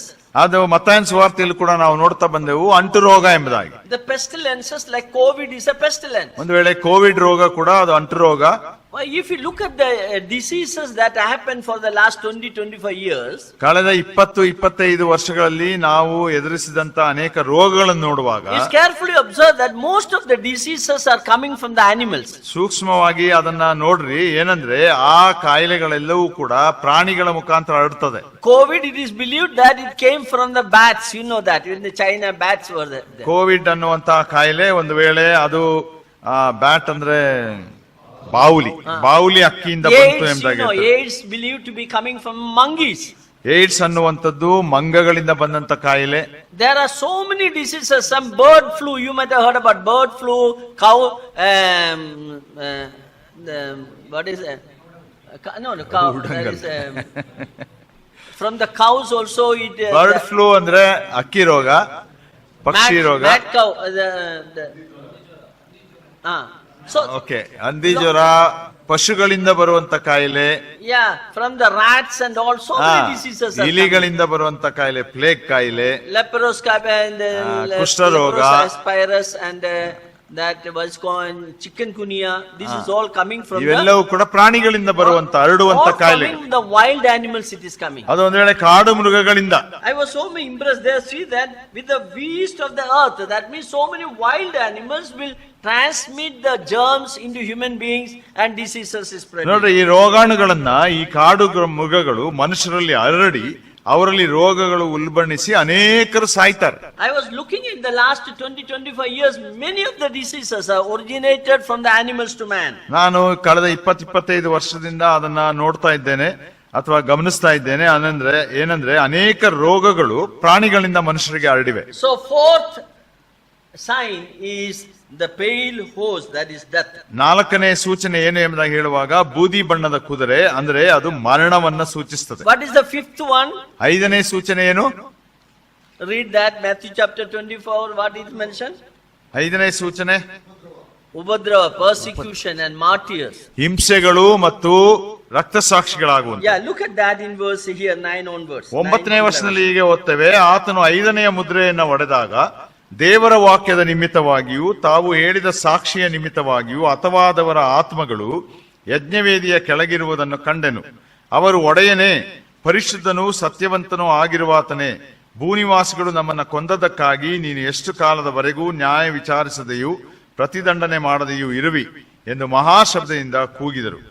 ಅವರಲ್ಲಿ ಒಬ್ಬೊಬ್ಬನಿಗೆ ಒಂದೊಂದು ಬಿಳಿ ನಿಲುವಂಗಿಯು ಕೊಡಲ್ಪಟ್ಟಿತು. ಇದಲ್ಲದೆ ನಿಮ್ಮ ಹಾಗೆ ಕೊಲೆಯಾಗಬೇಕಾಗಿರುವ ನಿಮ್ಮ ಸಹೋದರರ ಮತ್ತು ನಿಮ್ಮ ಜೊತೆದಾಸರ ಸಂಖ್ಯೆಯು ಪೂರ್ಣವಾಗುವ ತನಕ ಇನ್ನೂ ಸ್ವಲ್ಪ ಕಾಲ ವಿಶ್ರಮಿಸಿಕೊಂಡಿರಬೇಕೆಂದು ಅವರಿಗೆ ಉತ್ತರವಾಯಿತು. We see that because of the word of God and testimony of Jesus Christ, verse 9, we see that they are killed. ದೇವರ ವಾಕ್ಯದ ನಿಮಿತ್ತವಾಗಿಯೂ ಮತ್ತು ಅವರು ಹೇಳಿದ ಸಾಕ್ಷಿಯ ನಿಮಿತ್ತವಾಗಿ ಅನೇಕರು ಕೊಲ್ಲಲ್ಪಡ್ತಾರೆ. And their souls are seen under the altar. ಅವರ ಆತ್ಮಗಳು ಆ ಯಜ್ಞವೇದಿಯ ಕೆಳಗಿರುವುದನ್ನ ಕಾಣುತ್ತಾನೆ ಯೋಹಾನನು. And they are crying to the Lord, Lord, when you are going to get revenge upon these people. ಅವಾಗ ಅವರು ದೇವರಿಗೆ ಮೊರೆ ಇಡ್ತಾರೆ, ಏನಂದ್ರೆ ಕರ್ತನೆ, ಯಾವಾಗ ಎಷ್ಟು ಕಾಲದವರೆಗೆ ನ್ಯಾಯ ವಿಚಾರಣೆ ಮಾಡದೆ ಪ್ರತಿದಂಡನೆ ಮಾಡದೆ ಇರುವಿ. See, they are asking for revenge. ಅಂದ್ರೆ ಅವರ ಮೇಲೆ ಪ್ರತಿಕಾರವನ್ನ ಅವರು ಬೇಡಿಕೊಳ್ತಾ ಇದ್ದಾರೆ. So it is not New Testament believers will never ask for vengeance. ಯಾಕಂದ್ರೆ ಸಭೆ ಹೊಸ ಒಡಂಬಡಿಕೆಯ ಸತ್ಯ ಸಭೆಯ ವಿಶ್ವಾಸಿಗಳು ಯಾವತ್ತೂ ಕೂಡ ಪ್ರತಿಕಾರಕ್ಕಾಗಿ ಬೇಡಿಕೊಳ್ಳಲ್ಲ. These are the saints that is dying during the time of tribulation. ಇಲ್ಲಿ ಸಂಕಟ ಮಹಾಸಂಕಟ ಕಾಲದಲ್ಲಿ ಸತ್ಯ ಸಾಕ್ಷಿಗಳಾಗಿ ಸತ್ತಂತ ದೇವ ಜನರು ಈ ರೀತಿ ಪ್ರಾರ್ಥಿಸ್ತಾ The ಇದ್ದಾರೆ. believers will never ask for a vengeance. ಯಾಕಂದ್ರೆ ವಿಶ್ವಾಸಿಗಳು ಎಂದಿಗೂ ಕೂಡ ಇನ್ನೊಬ್ಬನ ಮೇಲೆ ಹಗೆ ತೀರಿಸಿಕೊಳ್ಳಿಕ್ಕಾಗಿ But these people ಬೇಡುವುದಿಲ್ಲ. are asking for a vengeance. ಇಲ್ಲಿ ಇವರು ಹಗೆ ತೀರಿಸಿಕೊಳ್ಳಿಕ್ಕಾಗಿ ಬೇಡ್ತಾ And ಇದ್ದಾರೆ. said that wait little more time, some more people has to come. ಅವಾಗ ದೇವರು ಹೇಳ್ತಾನೆ, ಇಲ್ಲ ಸ್ವಲ್ಪ ಕಾಯಿರಿ, ಯಾಕಂದ್ರೆ ನಿಮ್ಮ ಹಾಗೆ ಇನ್ನು ಅನೇಕರು ಅದಕ್ಕೆ ಕೊಲೆಯಾಗಬೇಕಾಗಿದ್ದಾರೆ. And they are given a garment, white garment was given to them. ಅವರಿಗೆ ಒಂದು ಬಿಳಿ ವಸ್ತ್ರ ಕೊಡಲ್ಪಟ್ಟಿದೆ. And we see that white robes were given unto them, verse 11, every one of them. And it ಪ್ರತಿ- was ಪಟ್ಟಿತ್ತು. This is also giving an idea what will happen when we die. ಇದು ಕೂಡ ನಾವು ಸಾಯುವಾಗ ಏನಾಗ್ತದೆ ಅನ್ನುವಂತ ಒಂದು ಸೂಚನೆಯನ್ನು ನಮಗೆ ಕೊಡ್ತದೆ. When we die, our spirit goes to heaven. ನಾವು ಮರಣ ಹೊಂದುವಾಗ ನಮ್ಮ ಆತ್ಮ ಪರಲೋಕಕ್ಕೆ ಹೋಗ್ತದೆ. Our body goes to the grave. ನಮ್ಮ ದೇಹ ಸಮಾಧಿಗೆ ಸೇರ್ತದೆ. Our body is sleeping in the grave. ನಮ್ಮ ದೇಹ ಶರೀರ ಸಮಾಧಿಯಲ್ಲಿ ಮಲಗಿದೆ. That is what we say, the sleeping in Christ. That is, our body is sleeping in the grave. ಅದೇ ರೀತಿಯಲ್ಲಿ ನಾವು ಹೇಳುವುದು ಕ್ರಿಸ್ತನಲ್ಲಿ ನಿದ್ರೆ ಹೋದರು ಎಂಬುದಾಗಿ. But our spirit is ascending into heaven and we are with the Lord. ಆದ್ರೆ ನಮ್ಮ ಆತ್ಮ ಪರಲೋಕಕ್ಕೆ ಏರಿ ಹೋದದ್ದಾಗಿ ನಾವು ಕ್ರಿಸ್ತನೊಂದಿಗೆ ಇರ್ತೇವೆ. Paul says like this, ಪೌಲನು ಹೀಗೆ ಹೇಳ್ತಾನೆ, absent from the body and to be present with the Lord. ಈ ದೇಹವನ್ನ ಬಿಟ್ಟು ಕ್ರಿಸ್ತನೊಂದಿಗೆ ಇರುವಂತದ್ದೇ ನನಗೆ ಸಂತೋಷ ಎಂಬುದಾಗಿ. Please note down, our spirit is not sleeping. Spirit is always conscious. ಒಂದು ಗಮನವನ್ನ ಇಟ್ಕೊಳ್ರಿ, ನಮ್ಮ ಆತ್ಮ ಎಂದಿಗೂ ಕೂಡ ಅದು ನಿದ್ದೆ ಹೋಗುವಂತದ್ದಲ್ಲ, ಅದು ಯಾವಾಗಲೂ ಎಚ್ಚರಿಕೆಯಿಂದ ಇರ್ತದೆ. So our spirit is with the Lord, and when we reach the heavenly shore, ನಾವು ನಮ್ಮ ಆತ್ಮವು ಅದು ಕರ್ತನಾದ ಯೇಸು ಕ್ರಿಸ್ತನೊಂದಿಗೆ ಇರ್ತದೆ. ನಾವು ಆ ಪರಲೋಕವನ್ನ ತಲುಪುವಾಗ it looks like that we are going to get a good garment at that time. ಅಲ್ಲಿ ನಮಗೂ ಕೂಡ ಒಂದು ಒಳ್ಳೆ ಬಿಳಿ ನಿಲುವಂಗಿ ಕೊಡಲ್ಪಡ್ತದೆ. Here it is mentioned that white robes were given to them. ಇಲ್ಲಿ ರಕ್ತ ಸಾಕ್ಷಿಗಳಿಗೆ, ಈ ಸಂಕಟ ಮಹಾಸಂಕಟ ಕಾಲದಲ್ಲಿ ಸತ್ತಂತವರಿಗೆ ಬಿಳಿ ನಿಲುವಂಗಿ ಕೊಡಲ್ಪಟ್ಟಿತು. This is a indication. There are so many indications. This is an indication what will happen when we die. ಇದು ನಮಗೂ ಕೂಡ ಒಂದು ಸೂಚನೆ ಆಗಿದೆ. ಏನಂದ್ರೆ ನಾವು ಸತ್ತಾಗ ನಮಗೆ ಏನಾಗ್ತದೆ ಎಂಬುದಾಗಿ. When we go to heaven and we will be worshipping him in heaven. ನಾವು ಪರಲೋಕಕ್ಕೆ ಹೋಗುವಾಗ ಆತನನ್ನ ಪರಲೋಕದಲ್ಲಿ ಆರಾಧಿಸ್ತೇವೆ. That is why Paul says it is far better to be with the Lord. ಅದಕ್ಕಾಗಿ ಪೌಲನು ಹೇಳ್ತಾನೆ, ಆತನ ಜೊತೆಯಲ್ಲಿ ಇರುವಂತದ್ದೇ ಉತ್ತಮೋತ್ತಮ ಎಂಬುದಾಗಿ. Yes, death is a glorious event for a believer. ಯಾಕಂದ್ರೆ ಅದು ಒಬ್ಬ ವಿಶ್ವಾಸಿಗೆ ಇರುವಂತಹ ಒಂದು ಮಹಿಮಾ ಪ್ರಭಾವದಿಂದ ಕೂಡಿದಂತ ಒಂದು ಘಟನೆ. As that is not my subject, I just leave to you for your study. ಅದು ನನ್ನ ವಿಷಯವಲ್ಲ, ಅದನ್ನು ನೀವು ಮುಂದೆ ಅಧ್ಯಯನ ಮಾಡ್ರಿ. In the book of Revelation, there are so many glimpses of the events that will happen after our death. ನಾವು ಮರಣ ಹೊಂದಿದ ನಂತರ ನಮ್ಗೆ ಏನಾಗ್ತದೆ ಅನ್ನುವಂತ ಸಣ್ಣ ಸಣ್ಣ ಪರಿಚಯಗಳನ್ನ ಅಥವಾ ವಿಷಯಗಳನ್ನ ಪ್ರಕಟಣೆ ಗ್ರಂಥದಲ್ಲಿ ತಿಳಿಸಲ್ಪಟ್ಟುಂಟು. Now, the verse 12. 12ನೇ The ವಚನ. 6th seal. 6ನೇ ಮುದ್ರೆ ಒಡೆಯಲ್ಪಡ್ತದೆ. ಆತನು 6ನೆಯ ಮುದ್ರೆಯನ್ನ ಒಡೆಯುವುದನ್ನ ಕಂಡೆನು. ಒಡೆದಾಗ ಮಹಾಭೂಕಂಪ ಉಂಟಾಯಿತು. ಸೂರ್ಯನು ಕರಿಕಂಬಳಿಯಂತೆ ಕಪ್ಪಾದನು. ಪೂರ್ಣಚಂದ್ರನು ರಕ್ತದಂತಾದನು. ಹತ್ತಿ ಮರವು ಬಿರುಗಾಳಿಯಿಂದ ಅಲ್ಲಾಡಿಸಲ್ಪಟ್ಟು ತನ್ನ ಕಾಯಿಗಳನ್ನು ಉದುರಿಸುವ ಪ್ರಕಾರ ಆಕಾಶದ ನಕ್ಷತ್ರಗಳು ಭೂಮಿಗೆ ಬಿದ್ದವು. ಆಕಾಶವು ಸುರುಳಿ ಹಾಗೆ ಸುತ್ತಲ್ಪಟ್ಟು ಹೋಗಿಬಿಟ್ಟಿತು. ಎಲ್ಲಾ ಬೆಟ್ಟಗಳು ದ್ವೀಪಗಳು ತಮ್ಮ ತಮ್ಮ ಸ್ಥಳಗಳಿಂದ ಚಲಿಸಿದವು. We see there a lot of physical changes happens on the heaven and on the earth. ಭೂಮಿಯ ಮೇಲೂ ಪರಲೋಕದಲ್ಲಿಯೂ ಕೂಡ ಅನೇಕ ಬದಲಾವಣೆಗಳು ಉಂಟಾಗ್ತದೆ. Have you noticed the same parallel between Matthew 24 and here? ಅದನ್ನೇ ಮತ್ತಾಯ 24 ಮತ್ತು ಈ ಭಾಗದಲ್ಲಿರುವಂತ ಒಂದು ಹೋಲಿಕೆಯನ್ನ ನೋಡ್ತಾ ಇದ್ದೀವಾ? So you have to study this Revelation chapter 6 along with Matthew 24. ಆದ್ರಿಂದ ನಾವು ಈ ಪ್ರಕಟಣೆ 6ನೇ ಅಧ್ಯಾಯವನ್ನು ಅಧ್ಯಯನ ಮಾಡುವಾಗ ಅದನ್ನ ಮತ್ತಾಯ 24ನ ಅಧ್ಯಾಯದೊಂದಿಗೆ ಸೇರಿಸಿ ಅಧ್ಯಯನ ಮಾಡಬೇಕು. The first sign, what is that? ಮೊದಲನೇ ಸೂಚನೆ ಏನು? Coming of Antichrist. ಕ್ರಿಸ್ತ ವಿರೋಧಿ ಆಗಮನ. The second sign, ಎರಡನೇ ಸೂಚನೆ war and rumors of war. Here what is the red horse? ಯುದ್ಧ, ಕೆಂಪು ಕುದುರೆ. Then third one, ಮೂರನೇದು black, what is the horse? Black horse. ಕಪ್ಪು ಕುದುರೆ. That is Bara. that's famine. ಬರ ಬರುವಂತದ್ದು. And the fourth one, ನಾಲ್ಕನೇದು Marna, pale horse. ಬೂದಿ ಬಣ್ಣದ ಕುದುರೆ ಮರಣವನ್ನ That ಸೂಚಿಸುತ್ತದೆ. speaks about death. ಮರಣವನ್ನ ಸೂಚಿಸುತ್ತದೆ. And the fifth one, ಐದನೇದು the martyrs. ರಕ್ತ ಸಾಕ್ಷಿಗಳು. And the sixth one here. ಆರನೇದು ಈಗ. And here we see that the judgment is falling upon the whole world and lot of calamities are occurring on the earth. ಇಡೀ ಪ್ರಪಂಚದ ಮೇಲೆ ಅನೇಕ ಘಟನೆಗಳು ನಡೀತಾ ಉಂಟು. ಅನೇಕ ವಿಪತ್ತುಗಳು ಇಲ್ಲಿ ಆಗುವಂತದ್ದನ್ನ ನೋಡ್ತಾ ಇದ್ದೇವೆ. Because of the judgment of God, the people are trying to kill themselves. They wanted to die.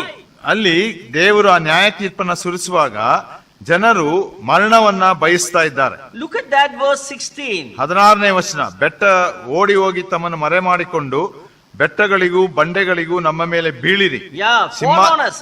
ಸಿಂಹಾಸನದ ಮೇಲೆ ಕೂತಿರುವ ಆತನ ಮುಖಕ್ಕೂ ಯಜ್ಞದ ಕುರಿಯಾದ ಆತನ ಕೋಪಕ್ಕೂ ನಮ್ಮನ್ನು ಮರೆ ಮಾಡಿ. Yeah, we see the wrath of the Lamb of God is falling upon them.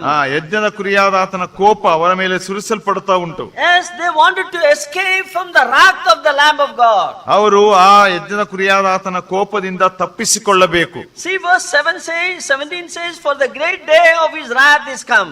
17ನೇ ವಚನ ಹೇಳ್ತದೆ, ಅವರ ಕೋಪವು ಕಾಣಿಸುವ ಮಹಾದಿನ ಬಂದದೆ. Yes, who shall stand? The God's wrath is coming. ಅದರ ಮುಂದೆ ನಿಲ್ಲುವುದಕ್ಕೆ ಯಾರು ಶಕ್ತರು? As I told you, the seal judgment speaks about the wrath of the Lamb of God. ಹಾಗಾಗಿ ನಾನು ಹೇಳ್ತಾ ಬಂದ ಹಾಗೆ ಈ ತೀರ್ಪುಗಳು ಯಜ್ಞದ ಕುರಿಯಾದ ಆತನ ಕೋಪವನ್ನ ಪ್ರಕಟಿಸುತ್ತದೆ. Each seal is broken and the wrath of God is coming upon the earth. ಒಂದೊಂದು ಮುದ್ರೆ ಒಡೆಯಲ್ಪಡುವಾಗಲೂ ಕೂಡ ಒಂದೊಂದು ದೇವರ ಕೋಪ ಸುರಿಸಲ್ಪಡ್ತಾ ಉಂಟು. And there's a cry all over the world, who can deliver us from the wrath of the Lamb? ಪ್ರಪಂಚದ ಸುತ್ತಲೂ ಅದು ಒಂದು ಕೂಗಾಟ ಉಂಟು, ಏನಂದ್ರೆ ಈ ಕೋಪದಿಂದ ನಮ್ಮನ್ನು ಯಾರು ತಪ್ಪಿಸ್ತಾರೆ? Yes, in chapter 7 we see a group of people, they can withstand the wrath of Lamb is mentioned. ಇಲ್ಲಿ 7ನೇ ಅಧ್ಯಾಯದಲ್ಲಿ ನಾವು ನೋಡ್ತಾ ಬರುವಾಗ ಒಂದು ಗುಂಪು ಜನರನ್ನ ನಾವು ನೋಡ್ತೇವೆ, ಈ ಕೋಪವನ್ನ ಅವರು ತಡಕೊಳ್ಳ ಶಕ್ತರು. We will consider that in the next class. ಅದನ್ನ ನಾವು ಮುಂದಿನ ಅಧ್ಯಯನದ ಸಮಯದಲ್ಲಿ ನೋಡ್ತಾ So I hope you understood the series of judgment, the seal judgment. ಈ ಮುದ್ರೆಗಳ ತೀರ್ಪಿನಲ್ಲಿ ಯಾವ ರೀತಿ ಒಂದಾದ ನಂತರ ಒಂದು ತೀರ್ಪು ಆಗ್ತದೆ ಅನ್ನುವಂಥದ್ದನ್ನ ನೀವು ಅರ್ಥ ಮಾಡಿಕೊಂಡಿದ್ದೀರಿ. ಎಷ್ಟು ಮುದ್ರೆಗಳನ್ನು ನೋಡಿದ್ರಿ? 6. And all this is speaking about the beginning of the tribulation period. ಇವೆಲ್ಲವೂ ಕೂಡ ಸಂಕಟ ಮಹಾಸಂಕಟ ಕಾಲದ ಪ್ರಾರಂಭದ ದಿನಗಳನ್ನ ಕುರಿತು ಹೇಳ್ತಾರೆ. And during the tribulation period we are not here on this earth.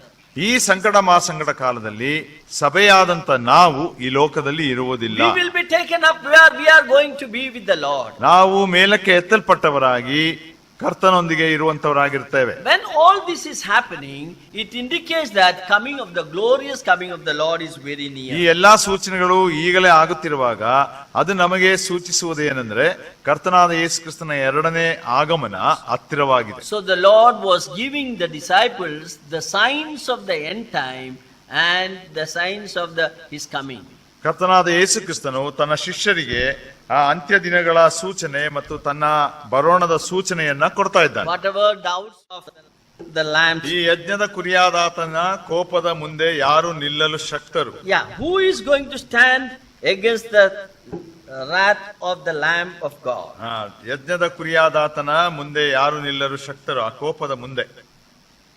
In chapter 7. ಈಗ 7ನೇ ಅಧ್ಯಾಯ. Please note down. ಬರ್ಕೊಳ್ರಿ. There's a judgment is not mentioned there. ಇಲ್ಲಿ ತೀರ್ಪು 7ನೇ ಮುದ್ರೆ ಹೊಡೆಯುವಾಗ ತೀರ್ಪು ಬರುವುದಿಲ್ಲ. During the tribulation time, there are certain things are happening during that time that is described in chapter 7.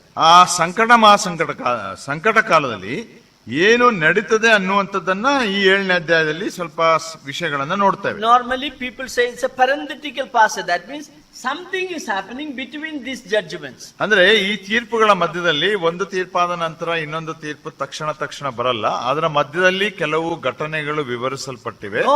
ಅದಕ್ಕೆ ಮಧ್ಯಂತರದ ವಿವರಣೆಗಳು ಎಂಬುದಾಗಿ ತಿಳಿಸಲ್ಪಡುತ್ತದೆ. God is sending the message of salvation to the people around. ಇಲ್ಲಿ ಈ ಸಂಕಟ ಮಹಾಸಂಕಟ ಕಾಲದಲ್ಲಿ ಪ್ರಾರಂಭದ ದಿನಗಳಲ್ಲಿ ದೇವರು ಆ ರಕ್ಷಣೆಯ ಸಂದೇಶವನ್ನ ಆ ಇಡೀ ಪ್ರಪಂಚಕ್ಕೆ ಕಳಿಸಿಕೊಡ್ತಾ ಇದ್ದಾನೆ. In Matthew 24 you saw after the 6th one, 7th one is mentioned that the gospel of the kingdom will be preached all over the world. ಮತ್ತಾಯ 24ನೇ ಅಧ್ಯಾಯ 14ನೇ ವರ್ಷದಲ್ಲಿ ನೋಡ್ತಾ ಬಂದು ಅವಾಗ ಪರಲೋಕ ರಾಜ್ಯದ ಸುವಾರ್ತೆಯು ಎಲ್ಲಾ ಕಡೆ ಸಾರಲ್ಪಟ್ಟಿತು. So the gospel will be preached everywhere.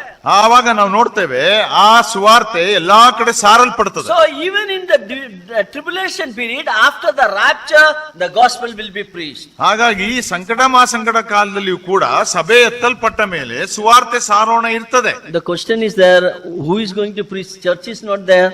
ಆದ್ರೆ ಪ್ರಶ್ನೆ ಏನಂದ್ರೆ ಆ ಸಂಕಟ ಮಹಾಸಂಕಟ ಕಾಲದಲ್ಲಿ ಸಭೆ ಇರಲ್ಲ, ಆದ್ರೆ ಯಾರು ಸುವಾರ್ತೆ ಸಾರ್ತಾರೆ? Church is taken away. ಸಭೆ ಎತ್ತಲ್ಪಟ್ಟಿದೆ, And now here God is revealing that the people who is going to preach the gospel. ಆದ್ರೆ ಇಲ್ಲಿ ಈಗ ದೇವರು ಪ್ರಕಟಿಸ್ತಾ ಇದ್ದಾನೆ ಯಾರು ಸುವಾರ್ತೆಯನ್ನ ಸಾರ್ತಾರೆ ಅಂತ. In Revelation chapter 7, 7ನೇ ಅಧ್ಯಾಯದಲ್ಲಿ verse 1 to 8, we read a group of people, those who are saved from the Jewish people. ಇಲ್ಲಿ 1ನೇ ವಚನ 8ನೇ ವಚನ ಓದುವಾಗ ಒಂದು ಗುಂಪು ಜನಾಂಗವನ್ನ ಅಥವಾ ಜನರನ್ನು ನೋಡ್ತೇವೆ.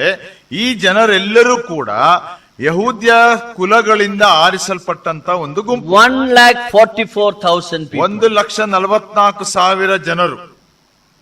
And look at that verse 1 to 7 you read, chapter 7 verse 7. 7ನೇ ಅಧ್ಯಾಯ 7ನೇ ವಚನ. Verse 7. Yeah, just you can read all, no problem. They are okay. No, from verse 5 I think. Yeah. No, chapter 7. Chapter 7. Yeah.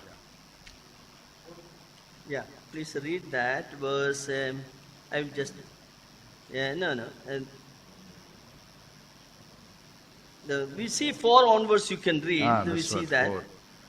ಯಾಕೆ ಮುದ್ರೆ ಒತ್ತಿಸಿಕೊಂಡವರ ಸಂಖ್ಯೆಯು ಪ್ರಸಿದ್ಧವಾದಾಗ ನಾನು ಕೇಳಿದೆನು, ಇಸ್ರಾಯೇಲ್ಯರ ಪ್ರತಿಯೊಂದು ಕುಲಕ್ಕೆ ಸೇರಿದವರು ಒತ್ತಿಸಿಕೊಂಡರು, ಅವರ ಸಂಖ್ಯೆ 1,44,000 ಮಂದಿ. And 4 onwards up to 8, we read about 1,44,000 people are there. ಒಂದೊಂದು ಕುಲದಲ್ಲಿ 12,000ದಂತೆ 5ನೇ ವಚನದಿಂದ 8ನೇ ವಚನ ಓದುವಾಗ 1,44,000 ಮಂದಿ ಇದ್ದಾರೆ. And they are called as the servants of God. ಅವರೆಲ್ಲರನ್ನು ಕೂಡ ದೇವರ ದಾಸರು ಎಂಬುದಾಗಿ ಕರೆಯಲ್ಪಟ್ಟಿದ್ದಾರೆ. Look at that verse.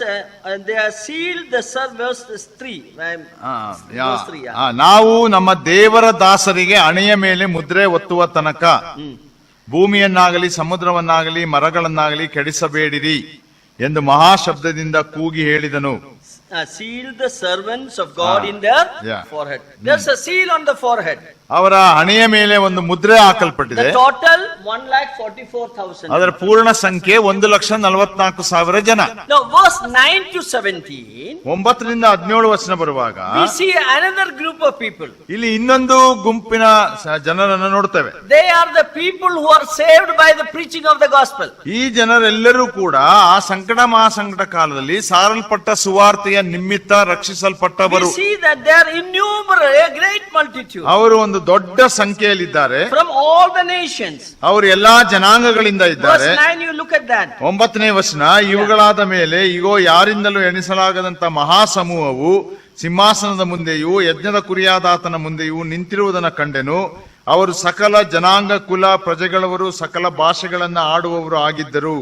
They are with the white robes. That means shows that they are in the heavenly shore. ಅವರು ಬಿಳಿ ನಿಲುವಂಗಿಯನ್ನು ತೊಟ್ಟುಕೊಂಡಿದ್ದರು, ಅಂದ್ರೆ ಅವರು ಕೂಡ ಪರಲೋಕ ತಲುಪಿದಂತವರಾಗಿದ್ದಾರೆ. So they were killed because of the testimony of Jesus Christ. ಕರ್ತನಾದ ಯೇಸು ಕ್ರಿಸ್ತನ ವಾಕ್ಯ ಮತ್ತು ಸಾಕ್ಷಿಯ ನಿಮಿತ್ತ ಕೊಲ್ಲಲ್ಪಟ್ಟಂತ ಜನರು. Now they are in the heaven. ಅವರು ಪರಲೋಕದಲ್ಲಿದ್ದಾರೆ. And it is mentioned there is a great multitude. ಅದು ಇಲ್ಲಿ ಹೇಳಲ್ಪಟ್ಟಿದೆ, ಒಂದು ದೊಡ್ಡ ಜನಸಮೂಹ, ಮಹಾಸಮೂಹ. From all the nations. ಎಲ್ಲಾ ಜನಾಂಗಗಳಿಂದ. And mentioned that they are not numberable. You cannot number them. ಅವರನ್ನ ಎಣಿಸಲಿಕ್ಕೆ ಸಾಧ್ಯವಿಲ್ಲ. And we see in verse 10 that they are saved ones. ಅವರು ರಕ್ಷಿಸಲ್ಪಟ್ಟವರು. Salvation is to our God who sitteth upon the throne and unto the Lord. They are worshipping God. ದೇವರನ್ನ ಅವರು ನಮಗೆ ರಕ್ಷಣೆ ಉಂಟಾದಕ್ಕಾಗಿ ಸ್ತೋತ್ರ ಎಂಬುದಾಗಿ ಕೊಂಡಾಡುತ್ತಾ ಆರಾಧಿಸ್ತಾ ಇದ್ದಾರೆ. So 2 groups of people. 2 ಗುಂಪಿನ ಜನಾಂಗ. One is Jewish people. ಒಬ್ಬರು ಯಹೂದ್ಯ ಕುಲಕ್ಕೆ ಸೇರಿದವರು. Secondly the Gentile nation. ಎರಡನೆಯದು ಅನ್ಯ ಜನರು. Look at that here. ಇಲ್ಲಿ ಅದನ್ನ ನೋಡ್ರಿ. The angel is coming and sealing 1,44,000. ಇಲ್ಲಿ ದೇವದೂತನು ಬಂದು ಆ ದೇವರ ದಾಸರನ್ನ ಅಂದ್ರೆ 1,44,000 ಮಂದಿಯ ಹಣೆಯ ಮೇಲೆ ಮುದ್ರೆಯನ್ನು ಒತ್ತುತ್ತಾನೆ. This 1,44,000 people will go around and preach the gospel everywhere. ಈ 1,44,000 ಜನ ಪ್ರಪಂಚದಾದ್ಯಂತ ಹೋಗಿ ಸುವಾರ್ತೆಯನ್ನ ಸಾರ್ತಾರೆ. What is the message they are saying? ಏನು ಸಂದೇಶವನ್ನ ಕೊಡ್ತಾ ಇದ್ದಾರೆ? Repent. ಪಶ್ಚಾತ್ತಾಪ ಪಡ್ರಿ. The kingdom of God is at hand. ಮಾನಸಾಂತರ ಪಡ್ರಿ, ಯಾಕಂದ್ರೆ ದೇವರ ರಾಜ್ಯ ಹತ್ತಿರವಾಗಿದೆ. Who preach this gospel? ಯಾರು ಅದನ್ನ ಸಾರ್ತಾ ಇದ್ದಾರೆ?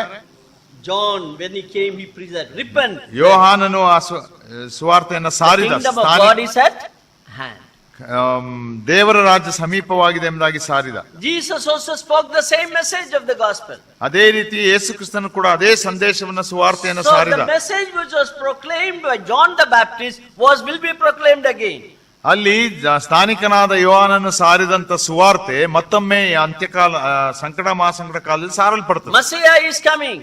ಮೆಸ್ಸೆಯನು ಬರ್ತಾ He is ಇದ್ದಾನೆ. coming to establish the kingdom. ಆತನು ತನ್ನ ರಾಜ್ಯವನ್ನ ಸ್ಥಾಪಿಸ್ಲಿಕ್ಕೆ ಬರ್ತಾ That is ಇದ್ದಾನೆ. why it is called the gospel of the kingdom. ಅದರಿಂದಲೇ ಅದು ಪರಲೋಕದ ಸುವಾರ್ತೆ ಎಂಬುದಾಗಿ And it will ಕರೆಯಲ್ಪಟ್ಟಿದೆ. be preached all over the world. ಅದು ಪ್ರಪಂಚದಾದ್ಯಂತ ಸಾರಲ್ಪಡುತ್ತದೆ. And you are wondering who will preach. That is the number who are going to preach is this. ನಮಗೆ ಆಶ್ಚರ್ಯವಾಗಿತ್ತು ಯಾರದನ್ನ ಸಾರ್ತಾರೆ ಅವಾಗ ಎಂಬುದಾಗಿ. ಆದ್ರೆ ಈಗ ಈ ಸಂಖ್ಯೆಯನ್ನ ನೋಡುವಾಗ ಇವರು ಸಾರುವಂತವರಾಗಿದ್ದಾರೆ. Question is arising, how these people are saved? ಬರುವಂತ ಪ್ರಶ್ನೆ ಅಂದ್ರೆ ಇವರು ಹೇಗೆ ರಕ್ಷಿಸಲ್ಪಟ್ಟರು? We have nothing more, we don't have much information about it. ಅದರ ಮೇಲೆ God may give a special revelation to these people and they may have saved. ಅದರ ಮೇಲೆ ಹೆಚ್ಚು ವಿವರಣೆ ವಾಕ್ಯದಲ್ಲಿ ಕೊಡಲ್ಪಟ್ಟಿಲ್ಲ. ಆದ್ರೆ ದೇವರು ತನ್ನನ್ನ ವಿಶೇಷವಾದ ರೀತಿಯಲ್ಲಿ ಇವರಿಗೆ ಪ್ರಕಟಿಸಿಕೊಳ್ಳುವಾಗ ಅವರು ಆತನ ಮೇಲೆ ನಂಬಿಕೆ ಇಟ್ಟಿರಬಹುದು. How Paul got saved? ಪೌಲನು ಹೇಗೆ ಯೇಸು ಸ್ವಾಮಿಯನ್ನು ನಂಬಿದ? In a vision, isn't it? ಆತನ ಒಂದು ದರ್ಶನವುಳ್ಳವನಾಗಿ ನಂಬಿದ. A powerful light came upon him. ಒಂದು ದೊಡ್ಡ ಬೆಳಕು ಆತನ ಮೇಲೆ ಬಂತು ಎಂಬುದಾಗಿ ನೋಡ್ತೇವೆ. A divine revelation was given to him. ಒಂದು ದೈವಿಕವಾದ ಪ್ರಕಟಣೆ ಆತನಿಗೆ ತಿಳಿಸಲ್ಪಟ್ಟಿತು. And in Acts chapter 9 we see that in a miraculous way he was saved there. ಅಪೊಸ್ತಲರ ಕೃತ್ಯ 9ನೇ ಅಧ್ಯಾಯದಲ್ಲಿ ನೋಡ್ತೇವೆ ಅದ್ಭುತವಾಗಿ ಆತನು ರಕ್ಷಿಸಲ್ಪಟ್ಟ. I personally believe this 1,44,000 people are going to be saved as Paul got saved. ನಾನು ಕೂಡ ವೈಯಕ್ತಿಕವಾಗಿ ನಂಬ್ತೇನೆ ಏನಂದ್ರೆ ಈ 1,44,000 ಜನರು ಕೂಡ ಪೌಲನ ರೀತಿಯಲ್ಲೇ ರಕ್ಷಣೆ ಹೊಂದಿದಂತವರಾಗಿದ್ದಾರೆ. God will give a special revelation to them and they all will be saved. ವಿಶೇಷವಾದಂತಹ ಒಂದು ಪ್ರಕಟಣೆಯನ್ನ ದೇವರು ಅವರಿಗೆ ಕೊಡುವಾಗ ಅವರು ರಕ್ಷಿಸಲ್ಪಡ್ತಾರೆ. And each one will be like Apostle Paul. ಪ್ರತಿಯೊಬ್ಬರೂ ಕೂಡ ಅಪೊಸ್ತಲನಾದ ಪೌಲನ ರೀತಿಯಲ್ಲಿದ್ದಾರೆ. Say, how mighty evangelist, isn't it? ಒಂದು ವೇಳೆ ಎಂತ ಒಂದು ಮಹಾ They ಸುವಾರ್ತಿಕನಾತನು will go on preaching the gospel all over the world. ಇಡೀ ಪ್ರಪಂಚದಾದ್ಯಂತ ಯೇಸು ಸ್ವಾಮಿಯ ಅಥವಾ ಪರಲೋಕ ರಾಜ್ಯದ ಸುವಾರ್ತೆಯನ್ನ ಸಾರ್ತಾರೆ. They are sealed by God. That means no one can do any harm to them. ಅವರ ಮೇಲೆ ದೇವರ ಮುದ್ರೆ ಉಂಟು. ಅಂದ್ರೆ ಯಾರೂ ಕೂಡ ಅವರನ್ನ ತೊಂದರೆ ಪಡಿಸಲಿಕ್ಕೆ ಸಾಧ್ಯವಿಲ್ಲ. The sealing shows that it belongs to God and no one can touch them. ಆ ಮುದ್ರೆ ಏನು ಸೂಚಿಸುತ್ತದೆ ಎಂಬುದಾಗಿ ಹೇಳುವಾಗ ಇವರು ದೇವರಿಗೆ ಸಂಬಂಧಪಟ್ಟವರಾಗಿದ್ದಾರೆ. ಯಾರೂ ಕೂಡ ಅವರನ್ನ ಮುಟ್ಟಲಿಕ್ಕೆ ಆಗುವುದಿಲ್ಲ. Antichrist could not do anything. ಕ್ರಿಸ್ತ ವಿರೋಧಿ ಕೂಡ ಅವರ ಮೇಲೆ ಏನೂ ಮಾಡ್ಲಿಕ್ಕೆ ಆಗೋಲ್ಲ. So they were go on preaching the gospel all over the world. ಹಾಗಾಗಿ ಪ್ರಪಂಚದಾದ್ಯಂತ ಸುವಾರ್ತೆಯನ್ನು ಸಾರುತ್ತಾ ಹೋದರು. And Paul himself, he was talking about this incident. ಅದನ್ನ ಪೌಲನು ತಾನೇ ಈ ಒಂದು ಘಟನೆ ಕುರಿತು ಮಾತಾಡುತ್ತಾನೆ. And in 1 Corinthians chapter 15 we read about that. ಮೊದಲನೇ ಕೊರಿಂಥ 15ನೇ ಅಧ್ಯಾಯದಲ್ಲಿ ಅದನ್ನು ಓದ್ತೇವೆ. Verse 8 we read like this. 8ನೇ ವಚನ ಹೀಗೆ ಓದ್ತೇವೆ. About his salvation he is speaking. ಆತನ ರಕ್ಷಣೆಯ ಕುರಿತು ಆತನು ಮಾತಾಡ್ತಾ What is ಇದ್ದಾನೆ. speaking? ಏನ್ ಹೇಳ್ತಾ ಇದ್ದಾನೆ? And last of all he was seen of me also, of one born out of the due date. ಕಟ್ಟ ಕಡೆಗೆ ದಿನ ತುಂಬದೆ ಹುಟ್ಟಿದವನಂತಿರುವ ನನಗೂ ಕಾಣಿಸಿಕೊಂಡನು. What does it mean by that? ಅದರ ಅರ್ಥವೇನು? Paul says that finally God has saved me. ಅಂದ್ರೆ ಪೌಲನು ಹೇಳುವಂತದ್ದು ಕಟ್ಟ ಕಡೆಯದಾಗಿ ದೇವರು ನನ್ನನ್ನು ರಕ್ಷಿಸಿದ್ದಾನೆ. And you look at that, he says that I was born before time. ನಾನು ದಿನ ತುಂಬದೆ ಹುಟ್ಟಿದಂತವನು. What does it mean by before time? ಅಂದ್ರೆ ದಿನ ತುಂಬದೆ ಹುಟ್ಟಿದವನು ಎಂಬುದಾಗಿ ಹೇಳಿದ್ರೆ Probably Paul was meaning that I am supposed to be one among these 1,44,000 people. ಅಂದ್ರೆ ಪೌಲನ ಅರ್ಥವೇನಂದ್ರೆ ನಾನು ಒಂದು ವೇಳೆ ಯಹೂದ್ಯನಾಗಿ ಈ 1,44,000 ಜನರಲ್ಲಿ ಇರಬೇಕಾಗಿತ್ತು. I would have been among them and preached the gospel. ಅವರ ಜೊತೆಯಲ್ಲಿದ್ದು ಸ್ವಾರ್ಥ ಸಾರಬೇಕಾಗಿತ್ತು. But God showed so mercy to me that I was born before time. ಆದ್ರೆ ದೇವರು ನನಗೆ ಅಷ್ಟು ಕನಿಕರವನ್ನ ತೋರಿಸಿದ್ದಾನೆ ಅಂದ್ರೆ ಆ ದಿನಕ್ಕಿಂತ ಮುಂಚೆ ನಾನು ಜನಿಸಿದ್ದೇನೆ. The meaning here is the premature birth. That's the meaning. ಅಂದ್ರೆ ದಿನ ತುಂಬುವುದಕ್ಕಿಂತ ಮುಂಚೆ ಹುಟ್ಟುವಂತದ್ದು. If you have a marginal reading, you read that Paul says that I was born as a premature baby.